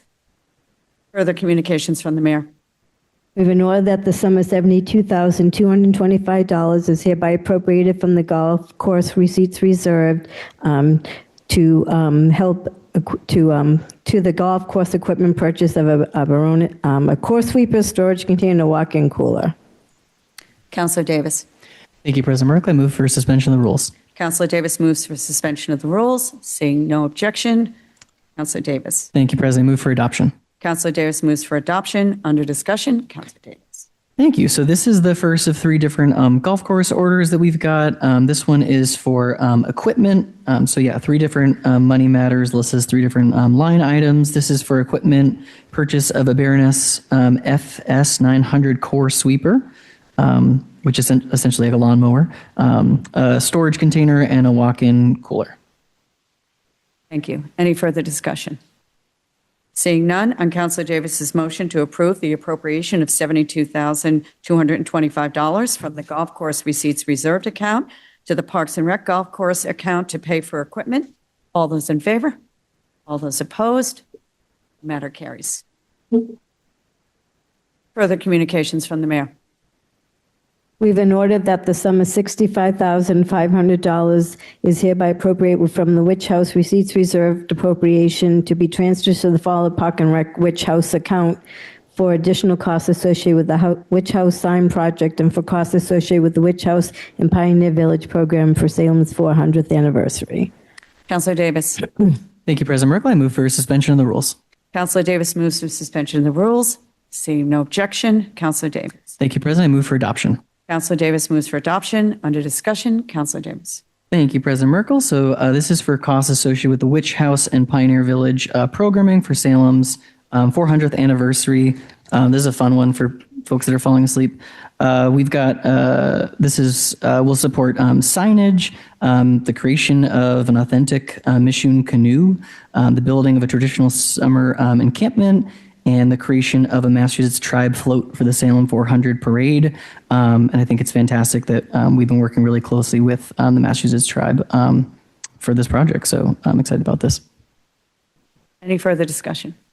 Seeing none, on Counselor Davis's motion to approve the appropriation of $65,000 from the Witch House receipts reserved to the Parks and Rec Witch House account for the Witch House and Pioneer Village sign and programming costs.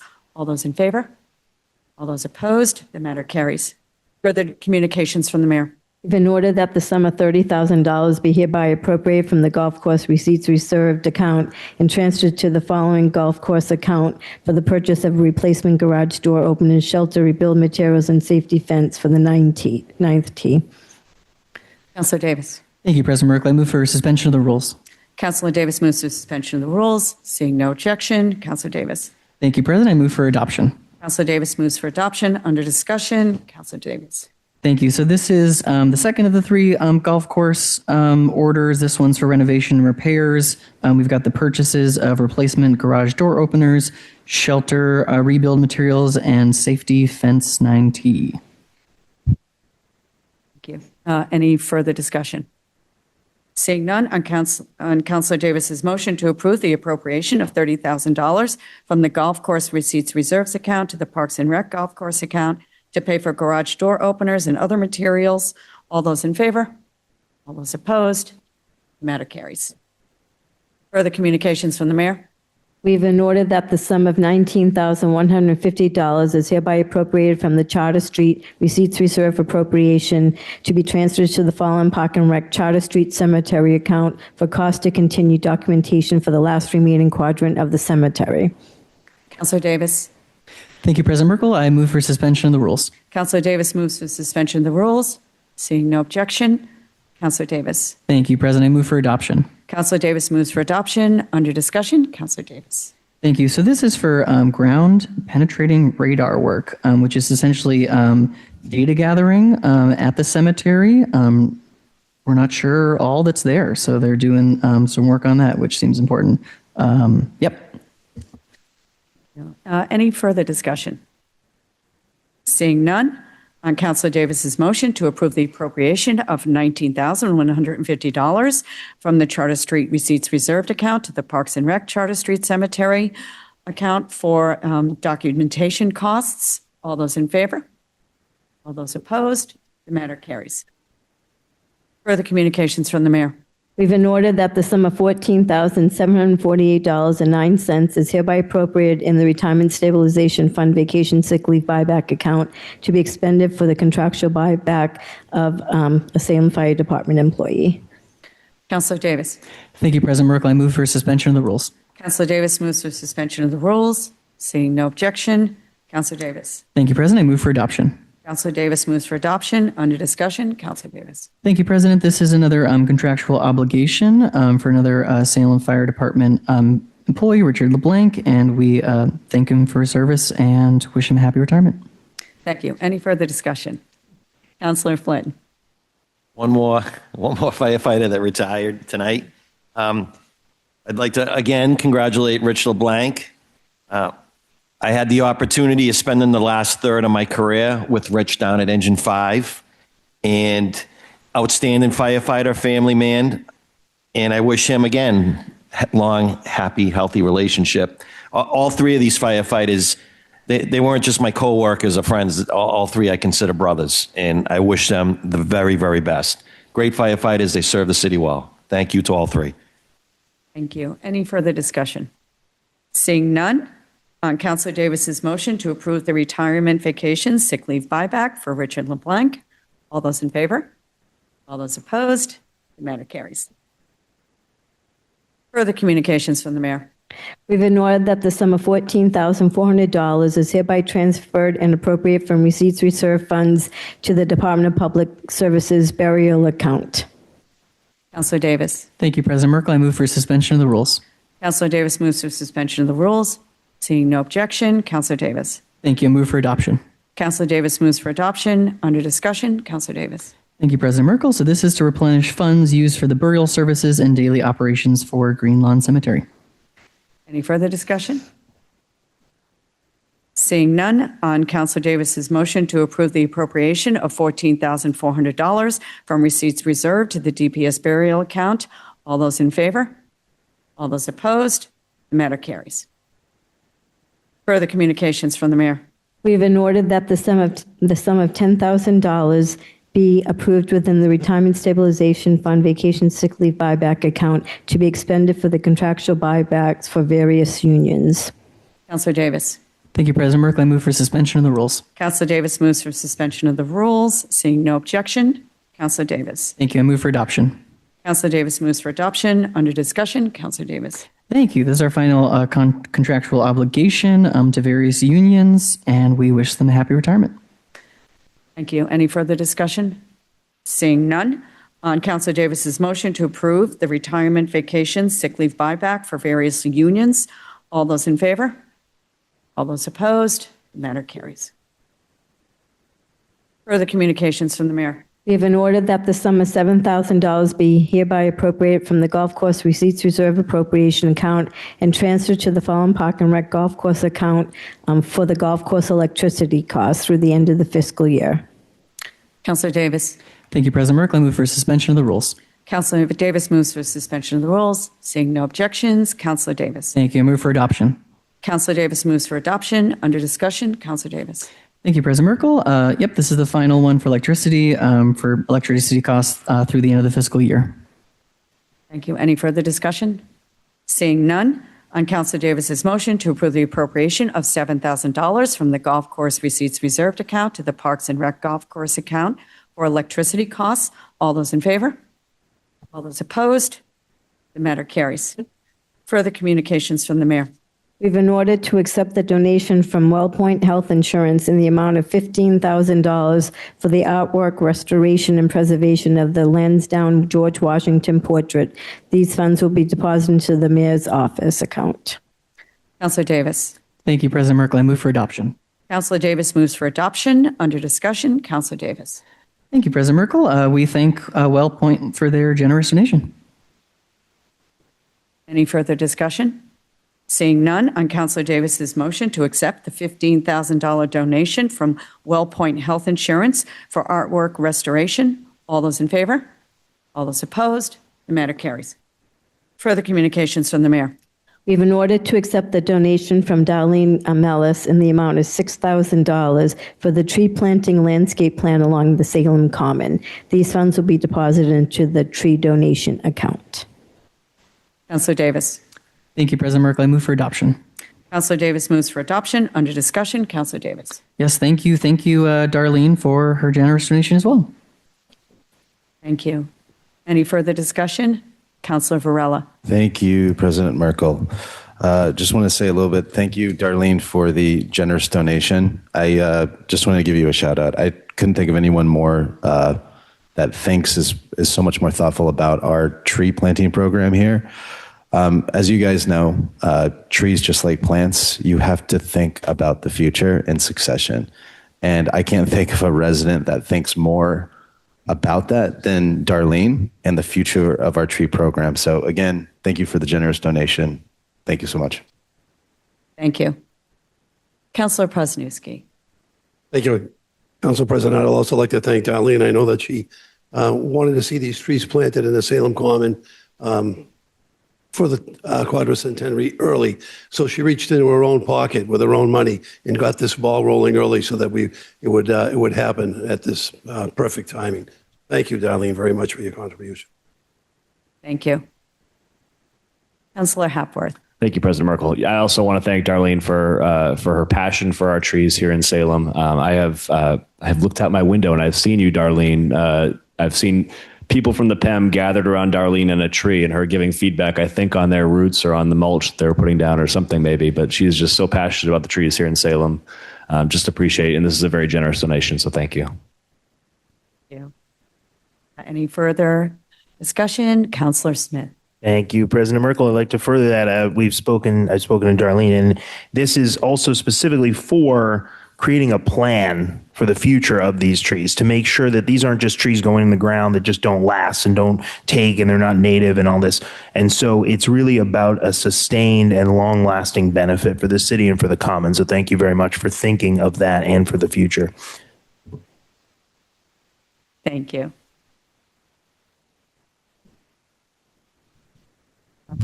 Councilor Hapworth. Thank you, President Merkel. I'd like to suspend the rules to allow Darlene to speak if she chooses. Seeing no objection, please approach the podium. Hello, Darlene Millis, Chair of the Salem Tree Commission for the past 6 years. I live at 115 Federal Street. I'm happy to do this donation, but I have to tell you that when we did the 37 trees back in 2023, it went like grease lightning. To this hour, I do not have the RFP to recruit a landscape architect. I do not understand that. And if you could do anything to free up the paperwork, please do. Planting time is the spring. Let's move it. Thank you. Any further discussion from the council? Seeing none, on Councilor Davis's motion to accept the $6,000 donation from Darlene Mellis for tree planting, all in favor? All those opposed? The matter carries. Further communications from the mayor. With the mayor submitting the 2025 Haunted Happenings report to the city council. Councilor Prosnewski. Thank you, President Merkel. I move that we refer this very interesting report to the council, to the Committee on Community and Economic Development, co-posted with the Committee of the Whole. Looking forward to it. Councilor Prosnewski moves to refer this to the Committee on Community and Economic Development, co-posted with the Committee of the Whole. Under discussion, Councilor Prosnewski. The mayor's time to have the floor to tell us what happened during Halloween last year. Everything that went right, everything went wrong, and we all get a chance to put our input and listen in and give our ideas and try to make it better next year. Any further discussion? Seeing none, on Councilor Prosnewski's motion to refer the Haunted Happenings report to the Committee on Community and Economic Development, co-posted with the Committee of the Whole. All those in favor? All those opposed? The matter carries. Further communications from the mayor. We have an ordinance to amend an ordinance relative to immigration status. Councilor Varela. Thank you, President Merkel. In the year 2026, an ordinance relative the reading. Thank you so much. All right. So what we have in front of us is, motion for adoption for first passage. Councilor Varela moves for adoption for first passage. Under discussion, Councilor Varela. Thank you, President Merkel. So thank you for the waiving the reading, guys. So what we have here is a few technical changes to Article 17. And I'm just going to go through very quickly because I know everyone's going to want to talk about this. So one of the changes is the language of the phrase gender variance is changed to gender identity, and physical or mental disability is changed to the ability. And in line 2, we have the language excluding police officers from standard of the article is struck as the final sentence. And then regarding communication on the ordinance to staff, the language is edited, and for clarity and to clarify that the article does not interfere with police department's responsibilities for safety and lawfully transfer prisoners. So I do appreciate this change. And as we always talk about, I feel like this could have a little more teeth. I like the idea of this. I think these are further discussions we can have. So thank you. Thank you. Any further discussion? Councilor Halapa. Thank you, President Merkel. This is interesting to see in front of us. Personally, I feel very strongly that this should go to committee. I would like to have some more understanding about what impact the mayor expects these changes to have. When this was passed in 2017, my understanding is they had an even later meeting than we are right now to sort of talk about this. It was a very public discussion. I sort of feel like that is going to maybe get brought back up again with this being changed in front of us. The mayor did point out in the backup documentation that the councilors were welcome to reach out to the chief of police as well as the city solicitor for questions on this. I feel like those should be public conversations so the community really has an understanding of what the intent behind this is and what the impact this is going to have. This is an important topic for us right now all across the country. So thank you. Thank you. Any further discussion? Councilor King? I will just add briefly the specific change that kind of removes the exemption for the police department to the previous policy passed in 2017. I'm really happy to see that. I know that when we discussed, there was a resolution about a month ago now that came through, and also some community conversations that did happen publicly, and that specific fixing that line was something that came up a lot in feedback. So I'm really happy to see that change come through here. And I'd love to get these changes on the books ASAP because I think there's like real fear in the community today. But I do very much agree that continuing this conversation moving forward is also an important piece of this. I don't think this alone is enough, but I would love to see these changes go through ASAP also. So thank you. Thank you. Further discussion, Councilor Prosnewski. Just for the public's clarification, I know that there was a statement made in there about the police department, which actually just codifies what the police department has always done in the past. But now it's basically in writing saying that the Salem Police Department does not ask for immigrant status at any time during at any level of their operations during their service to the public. So what this does is codify what was stated before, but it clarifies it, I think, a little bit more clearer. Nothing has changed. We still protect our residents without asking them who they are or where they're from. Thank you. Any further discussion? Councilor Davis. Thank you, President Merkel. Just want to agree and echo what Councilor King said. I would love to actually see this pass tonight. I think that what we've heard from residents is that we need to have a sense of urgency. But yes, also this is great. There's a lot more work to be done, and I don't think passing this tonight prevents us from doing that. Councilor Jalapa. Thank you, President Merkel. I guess sort of my question is, what makes these changes so great? I don't really have clarity on that. I don't understand what the urgency is if I don't understand what the impact is. It was not really clear. It seems like the language was administrative, which to me doesn't make sense. To my knowledge, there hasn't been a formal discussion about our immigration policies by the city since the recent Trump administration took office, which I think is problematic, and I'd like to make a motion to refer this to the Committee on Ordinances, Licenses, and Legal Affairs, co-posted with the Committee of the Whole. Second. Okay, on Councilor Jalapa's,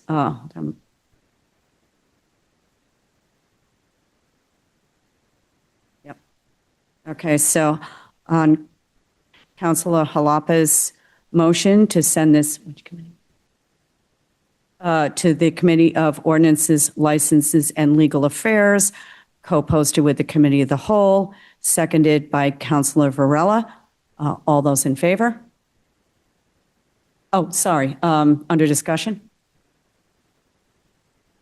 Councilor Hapworth. Thank you, President Merkel.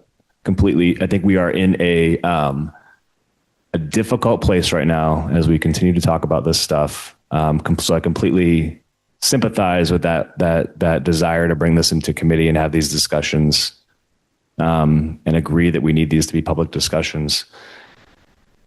But I think what I have appreciated about, I think, our actions here is it has been tightening up legal language, assuring residents of what we do and what we don't do, going about it in a way that's not flashy or performative or trying to draw unnecessary attention to people who may not want that attention coming to Salem. Not saying a committee meeting would do that. It's our right to send things to committee and have discussions in committee. I think what we have here right now is really just a tightening of the language. There was a carve out in there for the police to cooperate with ICE if there was a serious investigation that they needed ICE for. That was put in, I think, at the request of the previous police chief at a very different time in our country's history. I think that looking at it today, I don't think it's viewed as necessary. I don't think there's a foreseeable situation where we would be asking ICE for help with anything. And I think that keeping that consistent with the rest of the city policy so that we can very clearly say that we operate under this policy as a city, I think makes logical sense. This is administrative. This isn't a major policy change here in Salem and have really no impacts on the day-to-day operations of this city. So I would appreciate passing this tonight and not sending this to committee and just continue to do the work to tighten up our legal language around this stuff, because as we know, the Trump administration is not abiding by the law. And I think if we can do the opposite here, I think that sends a better signal. Thank you. Any further discussion? Councilor King. Yeah, thank you, President Merkel. I will say, I think that when we talk about the concept of a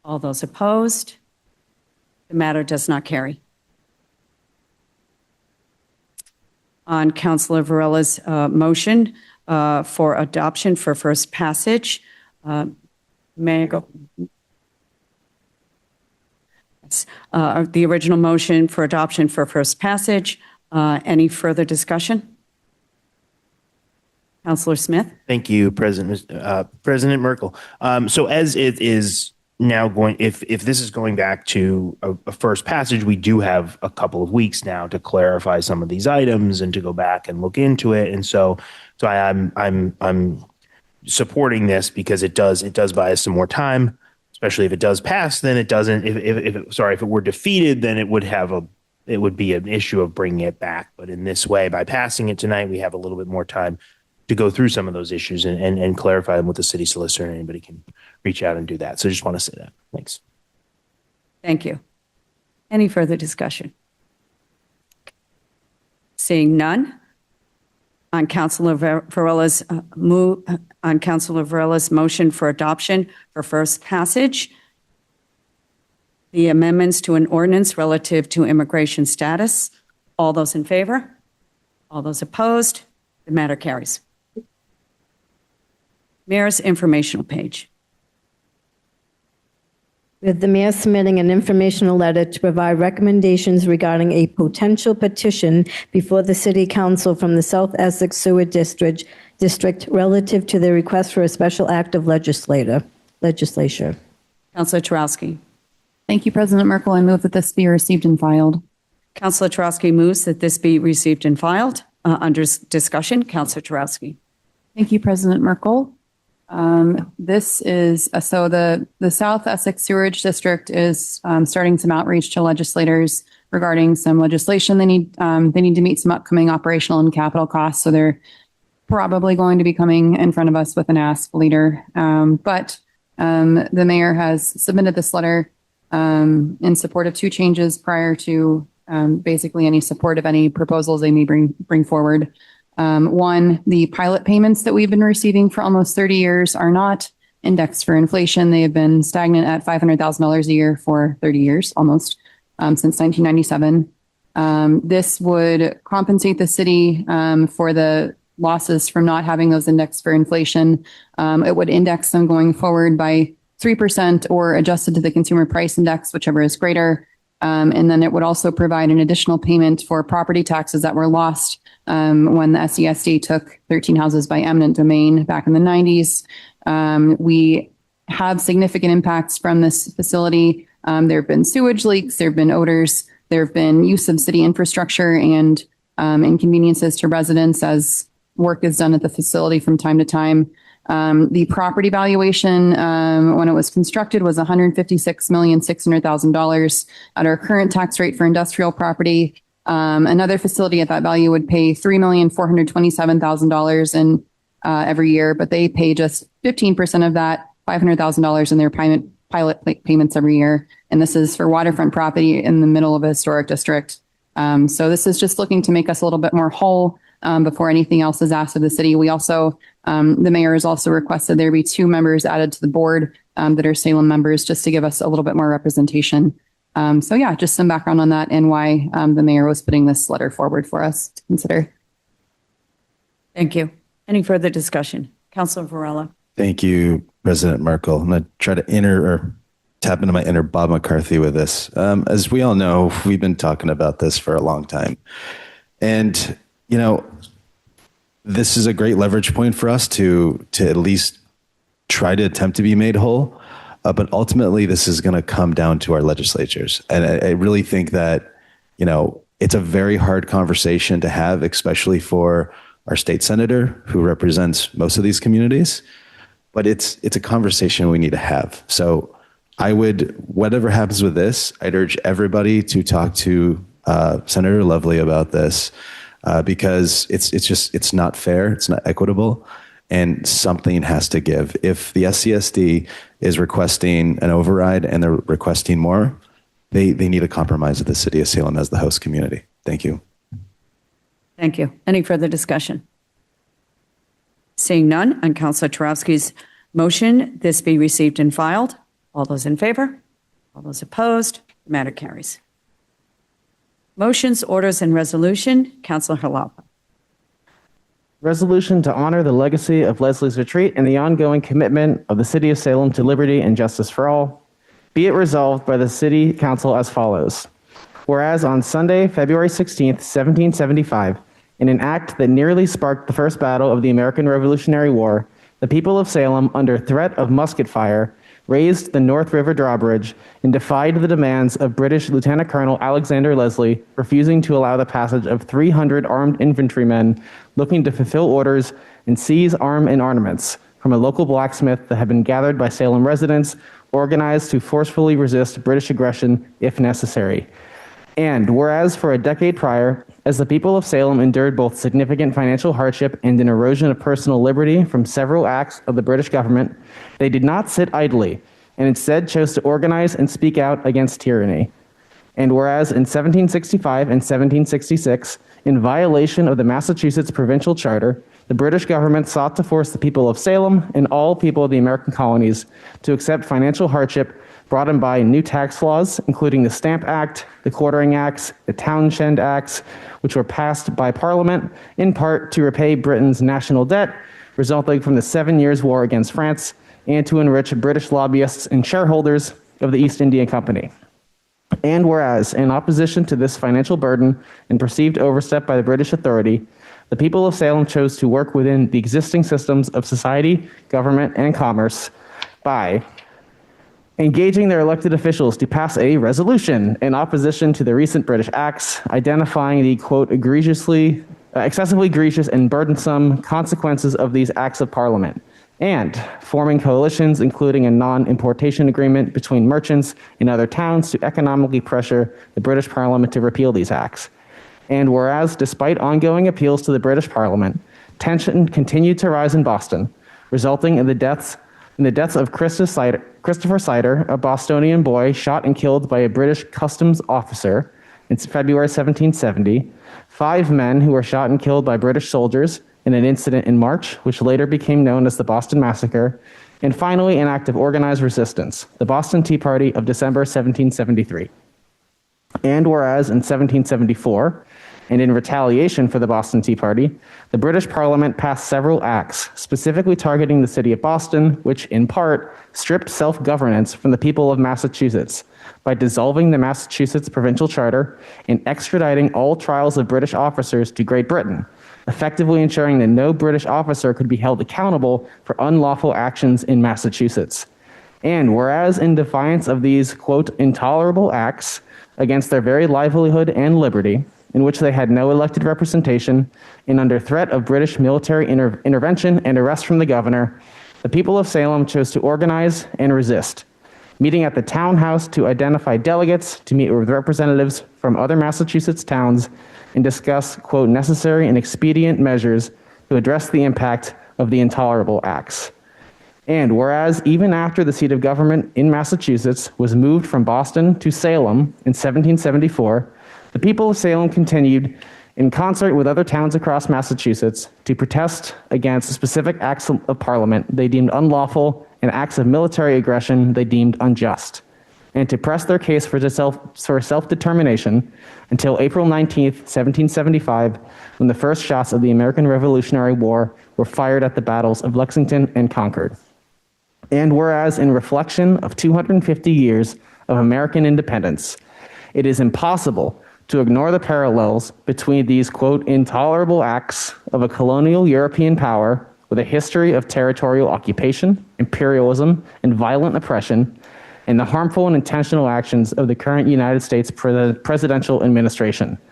And whereas the Trump administration has taken specific actions that have brought harm to many communities across the nation, particularly targeting communities that did not vote for President Trump in previous elections, including Salem, by unilaterally raising taxes in the form of tariffs without congressional approval, an unconstitutional act which has deepened an affordability crisis for Salem's residents and contributed to a consumer price index 30% higher than the Federal Reserve's expected inflation target in August 2025, and authorizing the Department of Homeland Security to deploy militarized troops to enforce federal immigration law and, more consequently, committing indiscriminate acts of violence on members of those target communities, regardless of individuals' previous criminal histories, resulting in the fatal shootings of Keith Porter, Renee Good, and Alex Preddy, along with the countless unlawful arrests and assaults from Executive Order number 14159, January 20, 2025.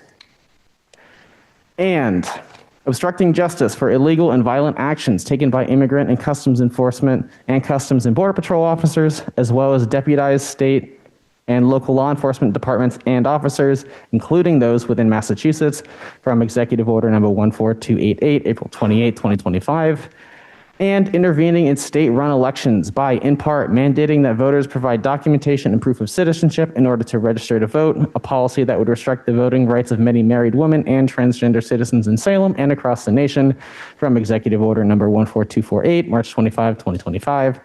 And reinterpreting the Citizenship Clause of the 14th Amendment of the United States Constitution, a power reserved for the judiciary to restrict birthright citizenship and the constitutional rights thereof, based on immigration status, from Executive Order number 14160, January 20, 2025, and initiating military strikes, invasions, coups, and open warfare without congressional approval in Somalia, Iraq, Yemen, Syria, Nigeria, Venezuela, and Iran. Acts of aggression which bring death and destruction to innocent people, directly and indirectly, and cost billions of taxpayer dollars, which could and should be spent on addressing the needs of U.S. residents on American soil, instead of lining the pockets of defense contractors and war profiteers. And whereas to date, the Massachusetts Attorney General has filed 47 separate lawsuits against the Trump administration seeking to mitigate the negative impact on Massachusetts residents in the areas of civil rights, affordability, healthcare, education, climate change, transportation, privacy, and public safety. And whereas, as elected representatives of Salem, Massachusetts, the City Council honors the oath of office, which in part instills an obligation to uphold the U.S. Constitution and from time to time requires action to, quote, ensure domestic tranquility, provide for the common defense, promote the general welfare, and secure the blessings of liberty to ourselves and our posterity. Now, therefore, be it resolved, the City of Salem celebrates and honors the courage and wisdom of the people of Salem who 251 years ago joined together to successfully and non-violently resist an aggressive and tyrannical power. Be it further resolved, on the 400th anniversary of Salem, we honor the virtues and recognize the faults of those who came before us and reaffirm our commitment to the values of liberty and justice for all of our community members, including people who immigrated here, to ensure a safe, inclusive, and supportive environment for everyone who calls Salem home. Be it further resolved that the Salem City Council expresses gratitude to the state and federal officials that continue to speak and act against all unjust and illegal acts of the Trump administration, past, present, and future. Be it resolved that the Salem City Council urges our federal congressional delegation to sponsor or support any act of Congress that would abolish the agency of Immigration and Customs Enforcement to protect the physical safety of Salem residents, and that they vote against any and all increases in Department of War funds, which fuels U.S. military aggression and imperialism, both foreign and domestic. Be it further resolved that the Salem City Council expresses gratitude to our federal congressional delegation for voting against the SAVE Act and urges they do the same for any future act of Congress that would restrict access to the right to vote in free and fair elections, or that would limit the representation of the people of Salem in our constitutional republic. Be it further resolved that this resolution is made a matter of record as a statement of Salem's values and to deem the aforementioned acts of the Trump administration as tyrannical and intolerable, and that the city clerk forward this resolution to the members of the Massachusetts congressional delegation, Salem's state legislators, and our state executive officers. And I move for adoption by roll call vote. Council Jalapa moves for adoption by roll call vote. Under discussion, Council Jalapa. Thank you, President Merkel. If I could take the floor for just another couple of seconds here, I'd like to thank Councilor Davis and folks from the North Shore Resolutions Project for their work on this. For folks who don't know, our last meeting that was canceled from the snow would have been actually the 251st anniversary of Leslie's retreat to the day. And it's really unfortunate that we have to do this 2 weeks. That's all right. And one final thing I'll leave with folks is, as was sort of mentioned in the resolution, resolutions from pre-revolutionary Salem were contentious, actually. Prior to 1774, there were two groups that emerged in Salem, those that were pro-English and against the English. And so the spirit of this resolution is really to commend the group that stuck to their community values, spoke their minds, and acted to protect their neighbors, their friends, and their livelihoods. So thank you. Thank you. Any further discussion? Councillor Davis. Thank you, President Merkel. Some folks might remember there was a resolution with a similar intent in the last council, so last year. I just wanted to thank Councillor Jalapa for really taking, what we had at the time and then just doing such a beautiful job and so much hard work in terms of fitting this to Salem and fitting it into our context, our historical context. And, in the time that has passed, of course, there's been so many egregious, illegal, horrific acts by the Trump administration. So there's been a lot to update the resolution with, unfortunately. And so I hope that felt as good to read with all of your amazing hard work on that. I thought that was really beautiful. And then, of course, thank you to the North Shore Resolutions group, for really kind of staying on us. They wanted to see this done. Not only have they been having, I think, bi-weekly meetings with us and bringing in historians and bringing in all of their knowledge and all of the thoughts and feelings and concepts that went into this, but also organizing folks in different communities across the North Shore to really make this something that's much bigger than Salem, and then also fitting that language into the context of their communities, which is the really impressive organizing work that we should all really commend. So thank you. I know Sarah's stuck with us. Karen Kahn's been really integral to that, and everyone else in that group has been really fantastic. So thank you to them. Thank you. Any further discussion? Councillor Flynn? Thank you, President Merkel. I appreciate the intent of the resolution, and I really love the beginning of it about the historic values of the Salem residents that really made America what it is today. I think that's pretty awesome. But I've always felt strongly that I like to stay out of national politics. We're all local politicians, city councilors. So I don't know if it's such a good idea that we intertwine everything from the Leslie's retreat with national politics in this resolution. That's about all I get to say. Thank you. Thank you. Any further discussion? Councillor Smith? Thank you, President Merkel. I'd like to offer at least a friendly amendment on paragraph 10, just to correct the name of Keith Porter, so that it's spelled Keith, and with the junior at the end as is designated by his name, just to add that in. I also do tend to agree with the word for counselor in terms of, and I like the antagonistic spirit of this, I got to say. The artistry of this, to weave it together, I think is incredibly impressive. The history behind it, really, really nice. What I'm wondering is if I could propose an amendment because of the divisiveness, and maybe just because I don't want the name Trump to be codified in our city codes forever. If we could strike the name out and change it to just the administration, the current administration throughout, it would be in paragraphs 10, 11, 15, and 18, using things like, I have it all written down, but I don't know what the easiest way is to propose that. Mostly just to, I suppose, there's a lot of pages here, so that's what I'm trying to go through. Well written and well read. I would like to make a motion to amend to remove the name Trump from the resolution and replace it throughout, as with the current administration. Or for clarity, what do you want to replace it with? It would be replaced with this administration, this current administration, the current administration, current administration, and the current administration. I have them here. I don't know what the easiest way to say this is, but essentially I hope the spirit could be enough to at least make that motion. Second that.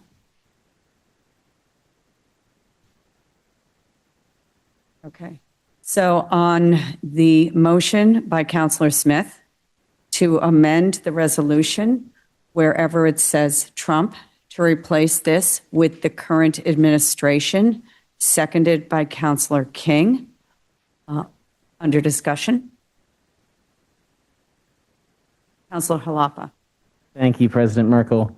I guess my thoughts on the current motion are that this language is consistent with the resolution that was passed unanimously by the City Council last year, which was the resolution to protect the rights of the transgender and non-binary community, which it does reference similar things about what President Trump has done. So that ship may have already left. Yeah. And just a clarifying, it's on the third page. There's a reference to President Trump and not the presidential administration. So you might want to, I don't know what you'd propose to do in that regard. But I do not support this motion. I think it's a bit disingenuous to not be specific. And I think that's the spirit of the resolution, is to recognize things as problematic. And I think it's sugarcoating it a bit to remove that. Thank you. Any further discussion? Counselor Prosnewski. Is the discussion on the change of the name, or the discussion going back to the original language in the resolution? This is a discussion on Counselor Smith's amendment, seconded by Counselor King, to omit the name Trump and replace that with the current administration. Well, with that being said, because I'll raise my hand on the other issue, I agree with our ward two counselor that a name could be any name, somebody with that authority to do what they did. So I agree with Counselor Smith. Any further discussion? Seeing none, on the motion from Counselor Smith, seconded by Counselor King, to amend the resolution to wherever it is the name Trump and replace it with the current administration. All those in favor? Please hold your hands up.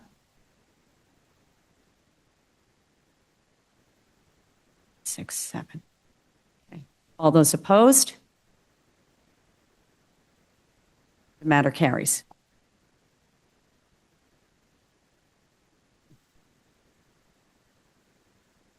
Back to the original motion, but now it would be as amended. Still under discussion. Counselor Hapworth. Thank you, President Merkel, and would agree. This is well written. It is well thought through. It is. I think it is a great point to make, to connect those two things together. I do want to caution, I guess, that we jump into national politics with intention, or we should jump in with intention. And if there's intention here, then I'm supportive. But I think that we have to think through what we hope to get out of this. I think when you think back to last month, we had a resolution that supported our immigrant community and sort of reaffirmed what Salem did. And I think that was done with intention.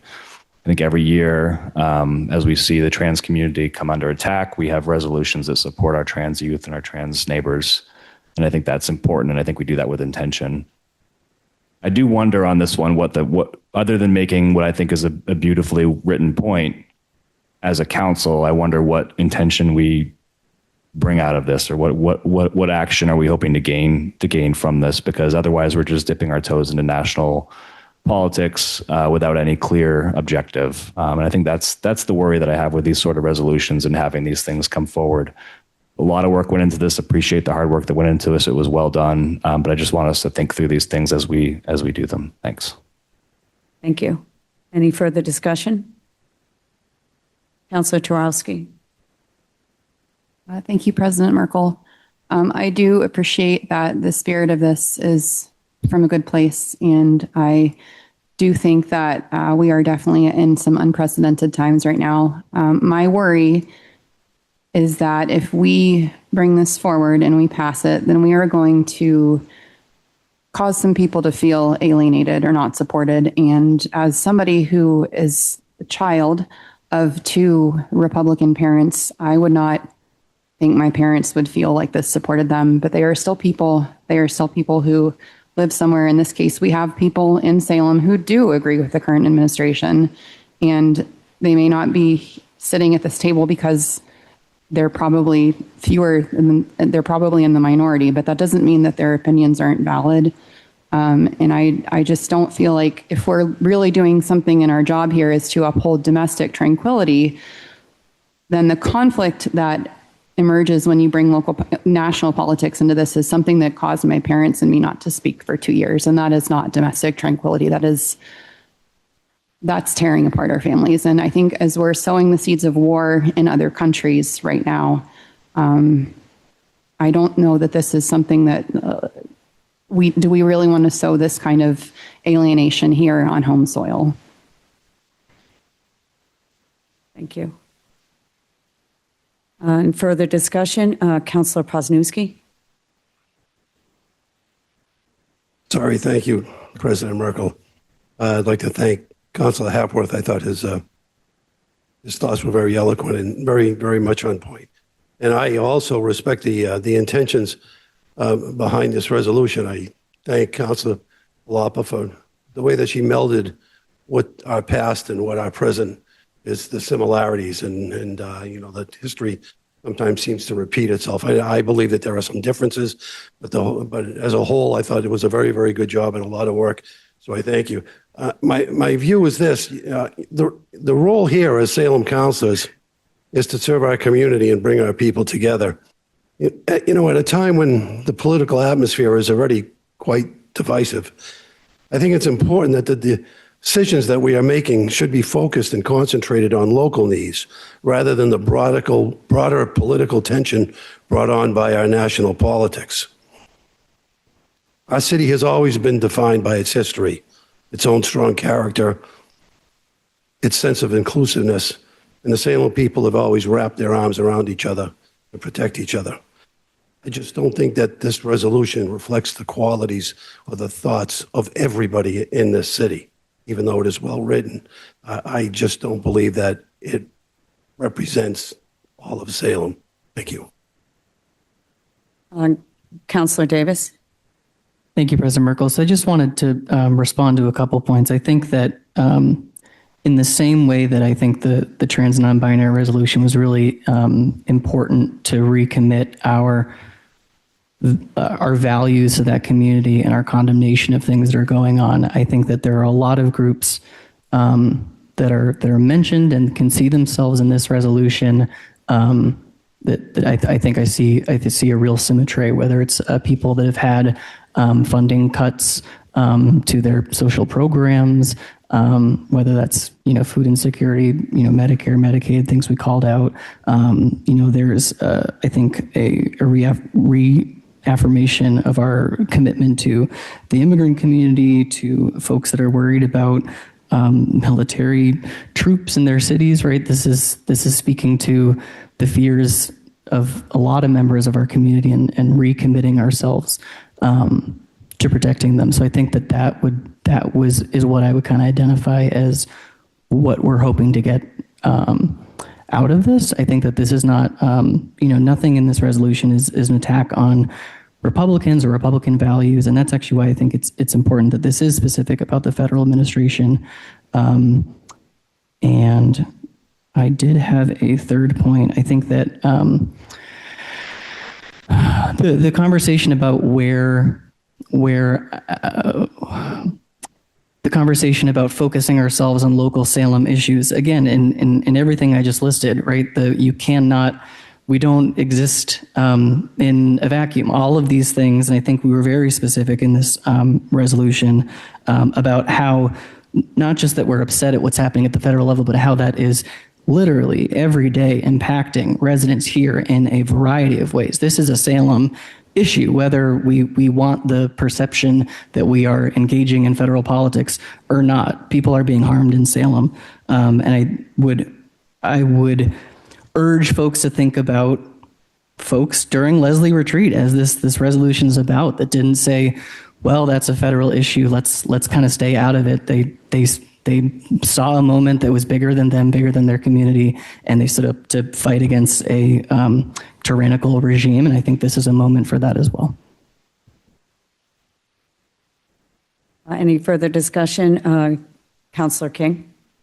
Thank you, President Merkel. I want to start by just thanking Councillor Jalapa and Davis for your work on this and for working with the many community members who collaborated on this. I also want to, I think we attempted to bring it to the Human Rights Coalition to get some additional feedback, and the Human Rights Coalition did not have a quorum at that time, but I do appreciate that you also worked and tried to work with really the appropriate city committee on this issue as well. I think that the historical parallels to Leslie's retreat are really important. And I think that to Councillor Davis's point, a lot of these things that are happening as the result of federal administration decisions do impact us here in Salem. But I will really echo what Councillor Hapworth brought up, which is that I think we're in a really hard spot as a council because we are hearing very, very real fears and concerns from our community. And there's a lot of times our hands are tied. Like, I think that's the biggest thing that a lot of us struggle with is someone will email us and say, I'm dealing with this awful thing, and it's the downstream result of something that has happened so high above all of our heads. And there's actually quite little we can do for them, right? We can try and make some calls. We can try and get them in touch with a nonprofit, except a lot of nonprofits are getting defunded. Also, there's so little we can do. And I don't say that to make an excuse. I more say that, like, we need to find the things that we can do, and we need to really effectively do those things. And I will be voting in favor of this, to be clear, because I do agree with it. But I do agree with the critique that it kind of is fluffy. It kind of is just a statement that we disagree with this stuff and that we want to do better and we want to stand up for people and we want to really resonate with this historic drive that we have in Salem to fight against tyranny. But it doesn't actually really get into the specifics of what we plan to do about that and what we can do within our power. So even though it somewhat addresses the concerns of some residents, I think it really doesn't actually address the concerns specifically of a lot of the residents who are actually impacted by these things. And that's my main, I guess,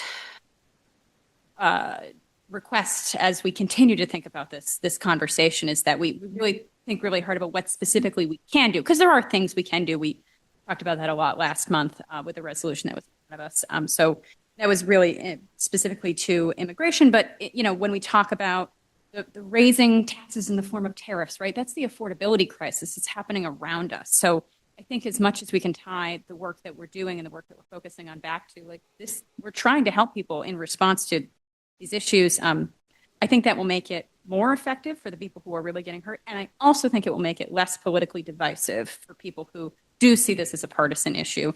And I think it's unfortunate that people do, because really these decisions impact all of us very negatively. But yeah, those are my comments. Thank you. Councillor Flynn, I think I saw your hand first. Thank you, President Merkel. I just want to echo that I understand the hard work that was put into writing this. It was very well written. And personally, I have respect for each and every one of you. I respect all your thoughts, and I know you all want to do the right thing. And I think that's really, really great. For me personally, I am an independent, right in the middle. And in something like this, whoever, a Democrat, Republican, like I said, I just feel that going into the national politics in this venue, I think it almost divides Salem more. I don't think it's really helping. I think it's causing more of a division where I'd like to see everyone come together. So as it's written, I cannot support this resolution, but I appreciate the hard work. And again, I respect each and every one of you. Thank you. Councillor Sidoriak. Thank you, President Merkel. I also want to say that I really appreciate the spirit of this resolution, and I want to echo Councillor King, Councillor Hapworth on their concerns with it. And I think with something like this that's saying such an important statement, that we would want this to be unanimous, and I don't think we're going to get there. And I say that because it kind of takes away from the power of the resolution if we're not all unified. And the point of it is to unify people in Salem against a power that is using that power in a terrible way. So I just want to put out there, I think the language is really good. I think it could be tighter in the sense that doesn't make it divisive, but also it's a really important thing to say. Thank you.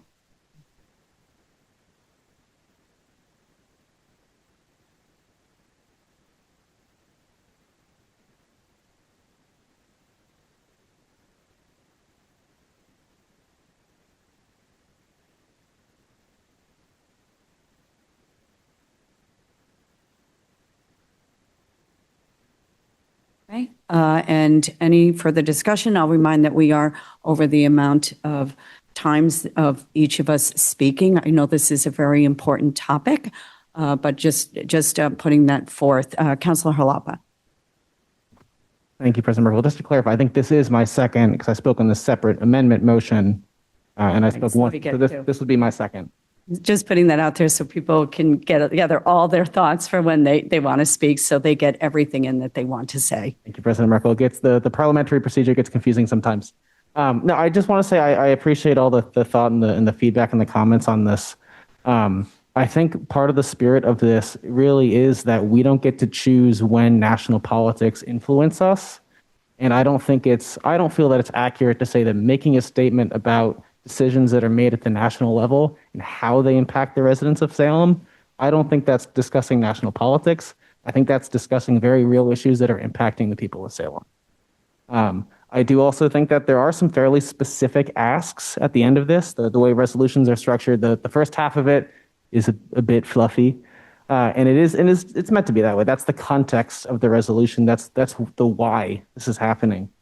And the second part, the resolves, are talking about very real things. It's talking about the SAVE Act. It's talking about what ICE is doing. It's talking about how we're spending money fighting foreign wars.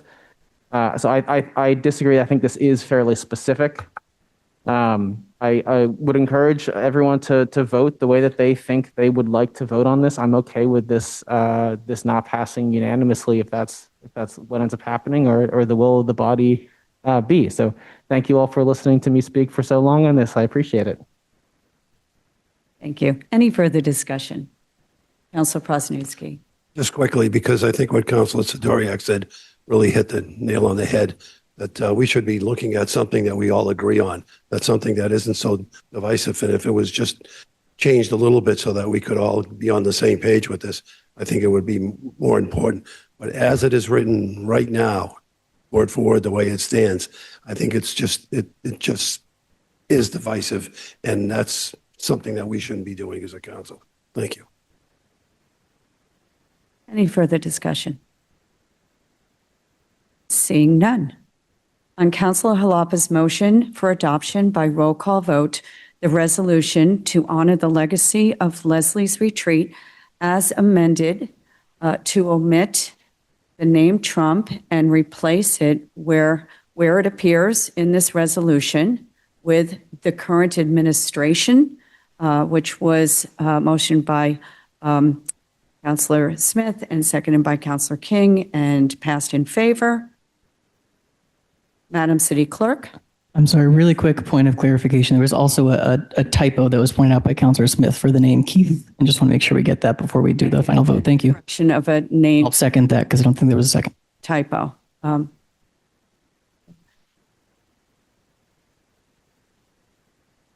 Madam City Clerk. Oh.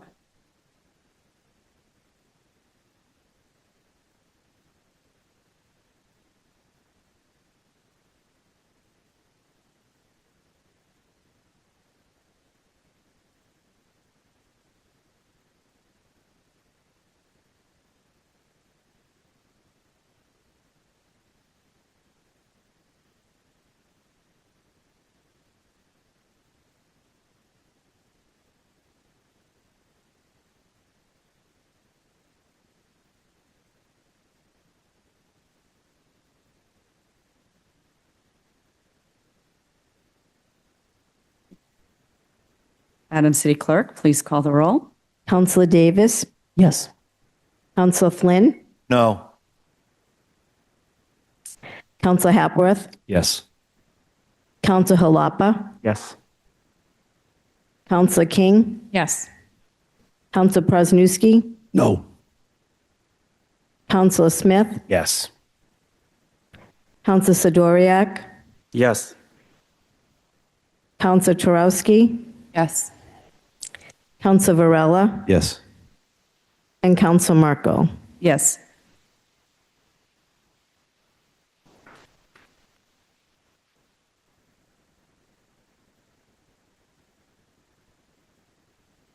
We have 11 members voting. We have 9 in the affirmative, 2 in the negative. The matter carries. Further motions, orders, and resolutions. Councillor Davis.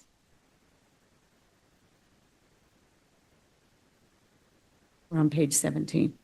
Sorry, I got lost in that.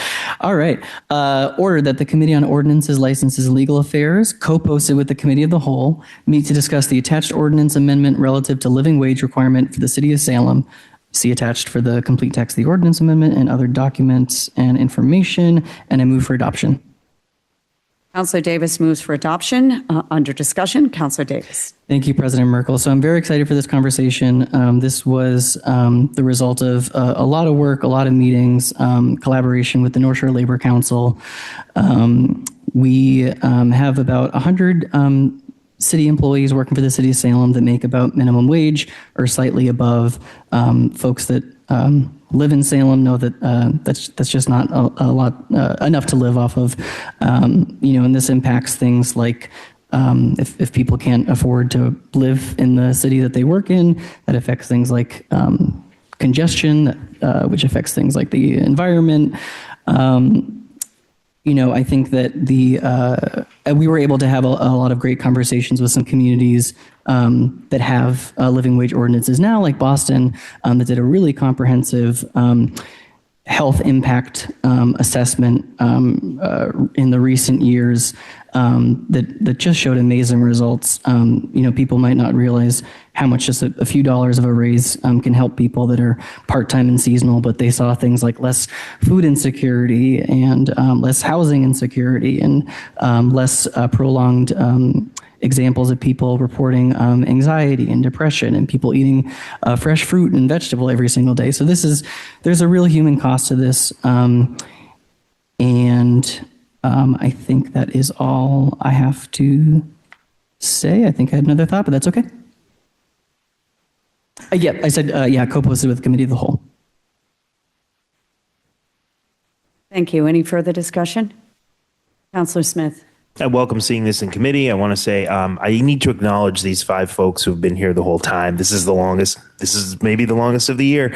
Thank you so much for coming out, supporting this, and we'll have a chance to discuss it in committee, which I'll invite you back to offer comment. But thank you very much. It's good to see you. Thank you. Any further discussion? Councillor King.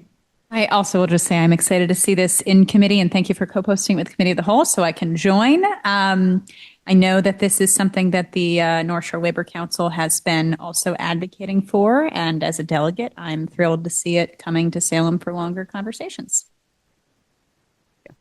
Any further discussion? Seeing none, on Councillor Davis's motion that the Committee on Ordinances, License, and Legal Affairs, co-posted with the Committee of the Whole, meet to discuss the living wage ordinance. All those in favor? All those opposed? The matter carries. Further motions, orders, and resolutions. Councillor Flynn. Thank you, President Merkel. Resolution. Waive the reading. Thank you, Councilor Varela. I move for adoption by roll call vote. Thank you. Councillor Flynn moves for adoption by roll call vote. Under discussion, Councillor Flynn. Thank you, President Merkel. I'm sorry to say that our meeting last month was canceled. The intent of this was to have this read and passed and have it on that Friday for the flag raising that they had on February 27th, 4 p.m.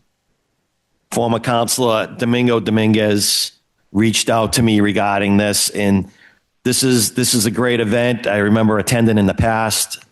I couldn't go this year because I was working in the afternoon, but I really had a great time, and I have so many friends, Dominican friends in Salem, and I hope this can be presented to them, and it does. I hope it passes tonight, and appreciate all that they have done in Salem and contributed to Salem. Just a wonderful society, and I love them all. They're all awesome friends, and they treat me as family, and I really appreciate that. Thank you. Any further discussion? Seeing none, on Councilor Flynn's motion to adopt by roll call vote the Dominican Republic Independence Day resolution, Madam City Clerk, please call the roll. Counselor Davis? Yes. Counselor Flynn? Yes. Counselor Hepworth? Yes. Counselor Halapa? Yes. Counselor King? Yes. Counselor Presnowski? Yes. Counselor Smith? Yes. Counselor Sidoriak? Yes. Counselor Turowski? Yes. Counselor Varela? Yes. And Counselor Merkel? Yes.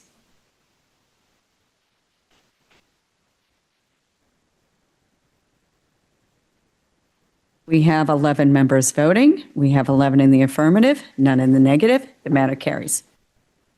Further motions, orders, and resolutions. Councilor Halapa.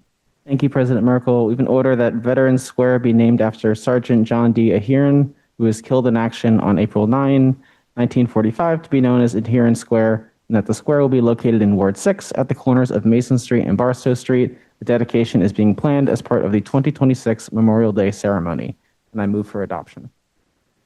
Councilor Halapa moves for adoption. Under discussion, Councilor Halapa.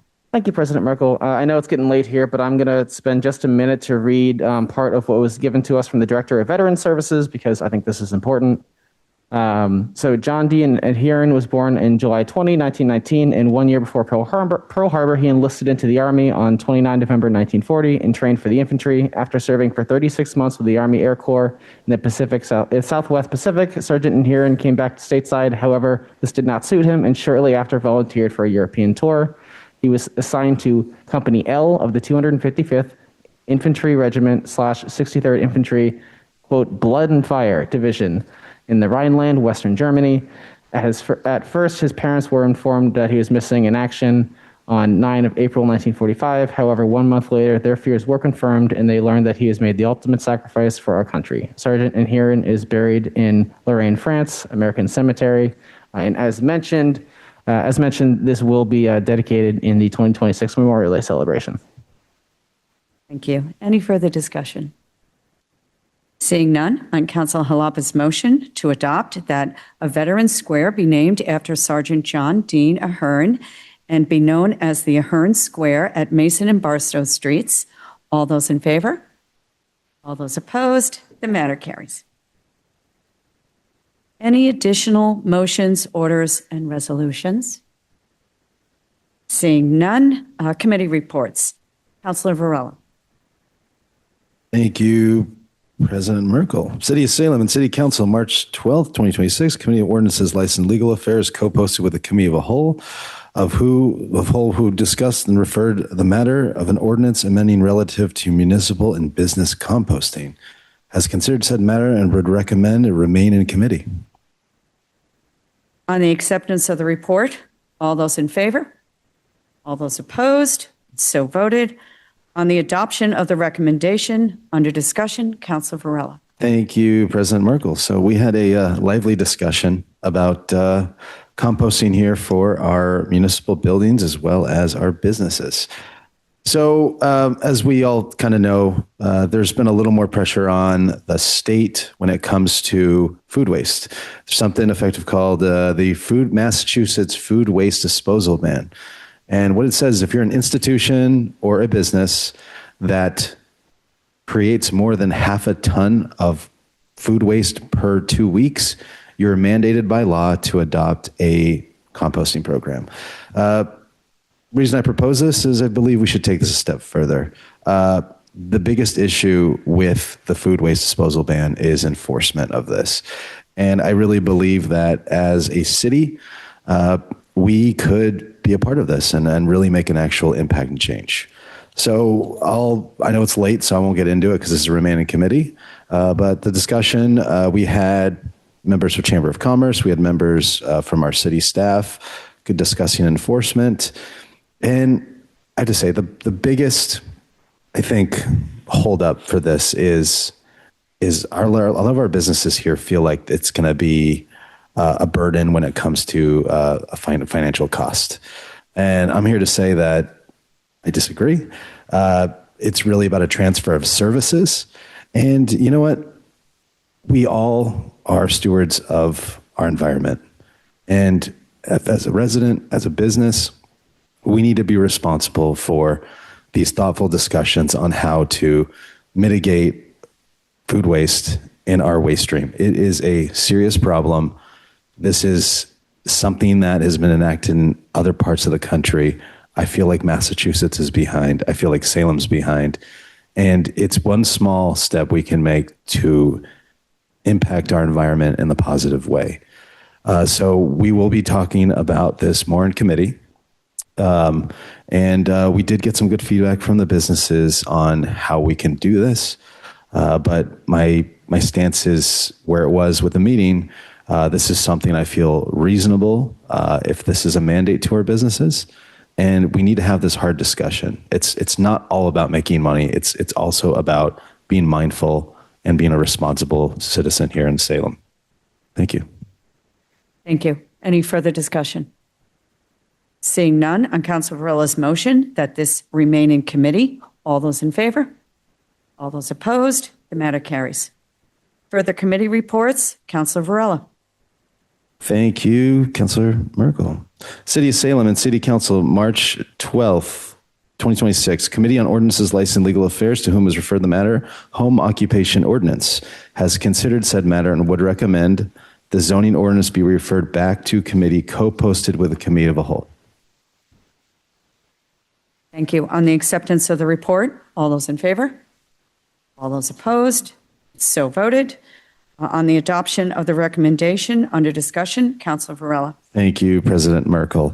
So this was introduced a few years back, and the reason this is coming back to us to be co-posted with the committee of whole, I feel like this body has changed the way we talk about things in committee. Years ago, committees did the work, brought it back to council, but I think it's a benefit and a positive that we've instilled that committee of a whole is mostly with every discussion we have here. It really gives each one of us in the body to have a thoughtful discussion, have a seat at the table when it comes to drafting ordinances and things that affect our city. So I'm looking forward to the discussion of home occupation. And I think by having it co-posted with the committee of a whole, I want all of you to have feedback on the creating of this, because this is something that, whether it be incremental, it's a positive change for our residents, especially our economically disadvantaged residents. Thank you. Any further discussion? Seeing none, on Councilor Varela's motion that the home occupation zoning ordinance be referred back to the Committee of Ordinances, License, and Legal Affairs, co-posted with the Committee of the Whole. All those in favor? All those opposed? The matter carries. Further committee reports, Councilor Varela. Thank you, President Merkel. City of Salem and City Council, March 12th, 2026. Committee on Ordinances, License, and Legal Affairs, to whom referred the matter of granting of certain licenses, secondhand valuables, Jenny Stewart Incorporated, has considered said matter and would recommend granted. On the acceptance of the report, all those in favor? All those opposed? It's so voted. On the adoption of the recommendation, under discussion, Councilor Varela. Thank you. I'll keep it brief. Just want to thank Jenny Stewart for her continued advocacy as being a burgeoning business here in Salem, and good luck for the future. Any further discussion?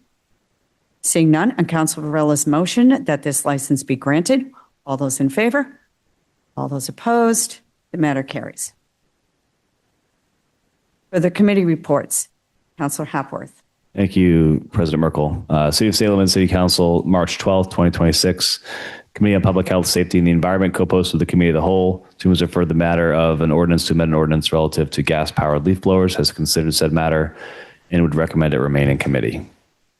On the acceptance of the report, all those in favor? All those opposed? It is so voted. On the acceptance of the recommendation, under discussion, Council Happle. Thank you, President Merkel. We met 4 hours ago in committee. So I think that there was a generally broad agreement in the group that this is that we would prefer not to have gas powered leaf blowers in our city. A lot of the concern, I think, hinged around, there's a few different places, but a lot of it hinged around the allowing this for the city, which I think is generally agreed upon that is needed, not by everybody, but I think that the general agreement was that the city would need to continue to use these for haunted happenings and to fight wildfires. But to allow the city to use it and not residents, I think sent, to some, I think they felt it sent a wrong message. I think some concern about what it would do to our small business owners and some equity concerns there as well. So I think just spirit of the ordinance is in the right place, but I think there's just some more questions that folks want to ask and some more thought that we want to do. So we decided to leave it in committee. Thank you. Any further discussion? Councilor Davis. Thank you, President Merkel. Just appreciation to everyone that came to the meeting, which I think was all of us, and sharing your thoughts and concerns. I took a page of notes. I'm ready to come back to the next committee meeting with a page full of red lines. I appreciate that there's support for the intent, which makes me, like I said in committee, positive that we can take all those concerns and get something that we all feel a lot better about, and be responsive to those residents that have been asking for progress on this. It was unfortunate that the counselor from Cambridge, Patricia, wasn't able to make it, but I really urge folks to reach out to her. Happy to provide her email. She wants to make herself available for that. And we can learn from what went right there, what didn't. They actually updated the ordinance pretty recently based on what they felt like could be strengthened. So I think it would be interesting if, I think there were a lot of great concerns brought up, like uncomfortable interactions that Black and brown people don't want to have with residents and the police, and how this is going to be enforced, and the problems with enforcing. And I think hearing maybe those haven't been concerns. Maybe there's stuff we can learn from them. So I hope folks do that, and I hope we can come back ready to put all those concerns together and get something we're all happy with. Thank you. Any further discussion? Seeing none, on Councilor Hapworth's motion that this remain in committee, all those in favor? All those opposed? The matter carries. Communications from city officials. We have the city clerk submitting the following order to move Ward 3, Precinct 1 and 2 polling location back to the Salem High School auditorium, effective immediately starting the special city election on May 5th, 2026. Councilor Sidoriak. Thank you, President Merkel. So ordered that the polling location for Ward 3, Precincts 1 and 2 shall be moved back to the original location, Salem High School Auditorium, 77 Wilson Street, Salem, effective immediately, starting with the special city election on May 5th, 2026. I move for adoption by roll call vote. Councilor Sidoriak moves for confirmation by roll call vote. Under discussion, Councilor Sidoriak. So this is very much needed. The polling location for Ward 3 was put into the back of the high school and where the gym is, and that was done because there was complications with ADA access to the location and not having police sort of presence there to be able to ensure that people were going to the polling location in the auditorium and not just going into the school, because that was we weren't able to get that. We had to move it to the backside, and it's very much needed because I saw it the whole day I was there. People had trouble finding the polling location in the back. They drove around the high school and just were not able to find it. With some help, we were able to bring them to the back of the polling or the high school. However, there most likely were people that were so deterred and frustrated that they just left and did not vote at all on that voting day last year. So by doing this, we can assure people they are going back to the place that they're comfortable with voting. The only thing is that we either need to have a ADA sort of compliant ramp going to the back door to the outside of the auditorium, or just pay for police presence. And we can have a conversation of those costs and the trade-offs, but it's very much needed that we have the polling location back in its original place in the auditorium. Thank you. Any further discussion? Seeing none, on Councilor Sidoriak's motion for adoption by roll call vote to move the Ward 3 polling location back to the Salem High School auditorium, Madam City Clerk, please call the roll. Counselor Davis? Yes. Counselor Flynn? Yes. Counselor Hapworth? Yes.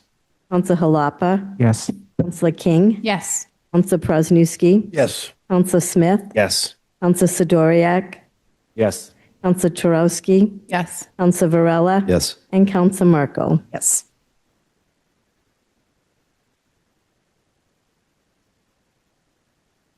We have 11 members voting. We have 11 in the affirmative, none in the negative. The matter carries. Further communications from city officials. The city clerk submitted the election calendar for the May 5th, 2026 special election relative to the debt exclusion local ballot question for the construction of the new high school. Councilor Hapworth. Thank you, President Merkel. I move this be adopted. Councilor Hapworth moves for adoption. Under discussion, Councilor Hapworth. No discussion. Any further discussion?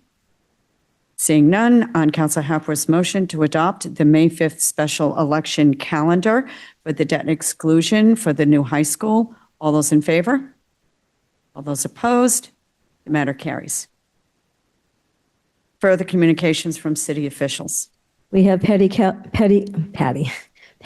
it's been a long night, I'm sorry. Patty Kelleher, the preservation planner, on behalf of the Community Preservation Committee, submitting the following CPA funding for the Dixon Chapel exterior restoration project. Councilor Halapa. President Merkel. So this is that $114,095.00 is appropriated within the CPA funds for fiscal year 26 to the account for the Dixon Chapel exterior restoration, and I move for adoption. Councilor Harper moves for adoption. Under discussion, Councilor Halapa. Thank you, President Merkel. This is somewhat similar, but it's a different bucket of funds from what was discussed earlier with the Dixon Chapel exterior, and I will save my pitch for admiration of the project. Thank you. Thank you. Any further discussion? Seeing none, on Councilor Halapa's motion to accept the CPA funds in the amount of $114,095 for the Dixon Chapel restoration, all those in favor? All those opposed? The matter carries. Petitions. We have the petition from National Grid to install conduits at the intersection of Lafayette Street and Savoy Road for service at 354 Lafayette Street. Hearing ordered on March 26, 2026. Further petitions. We have a petition from the National Grid and Verizon to install one jointly owned pole at the intersection of Lafayette Street and Fairview Road. Hearing ordered on March 26, 2026. Further petitions. We have a petition from National Grid and Verizon to relocate one jointly owned pole on Cross Ave. Hearing ordered on March 26, 2026. Further petitions. We have a request from B&S Fitness to hold the Black Cat 10 and 20 mile road race in the use of city streets on March 29, 2026, beginning at 8 a.m. Councilor Turowski. Thank you, President Merkel. I move that this be granted. Councilor Turowski moves that this be granted. Under discussion, Councilor Turowski. Thank you, President Merkel. This is the annual Black Cat 10 and 20 miler. It is a local race sponsored by B&S Fitness, one of our small businesses in Shetland Park.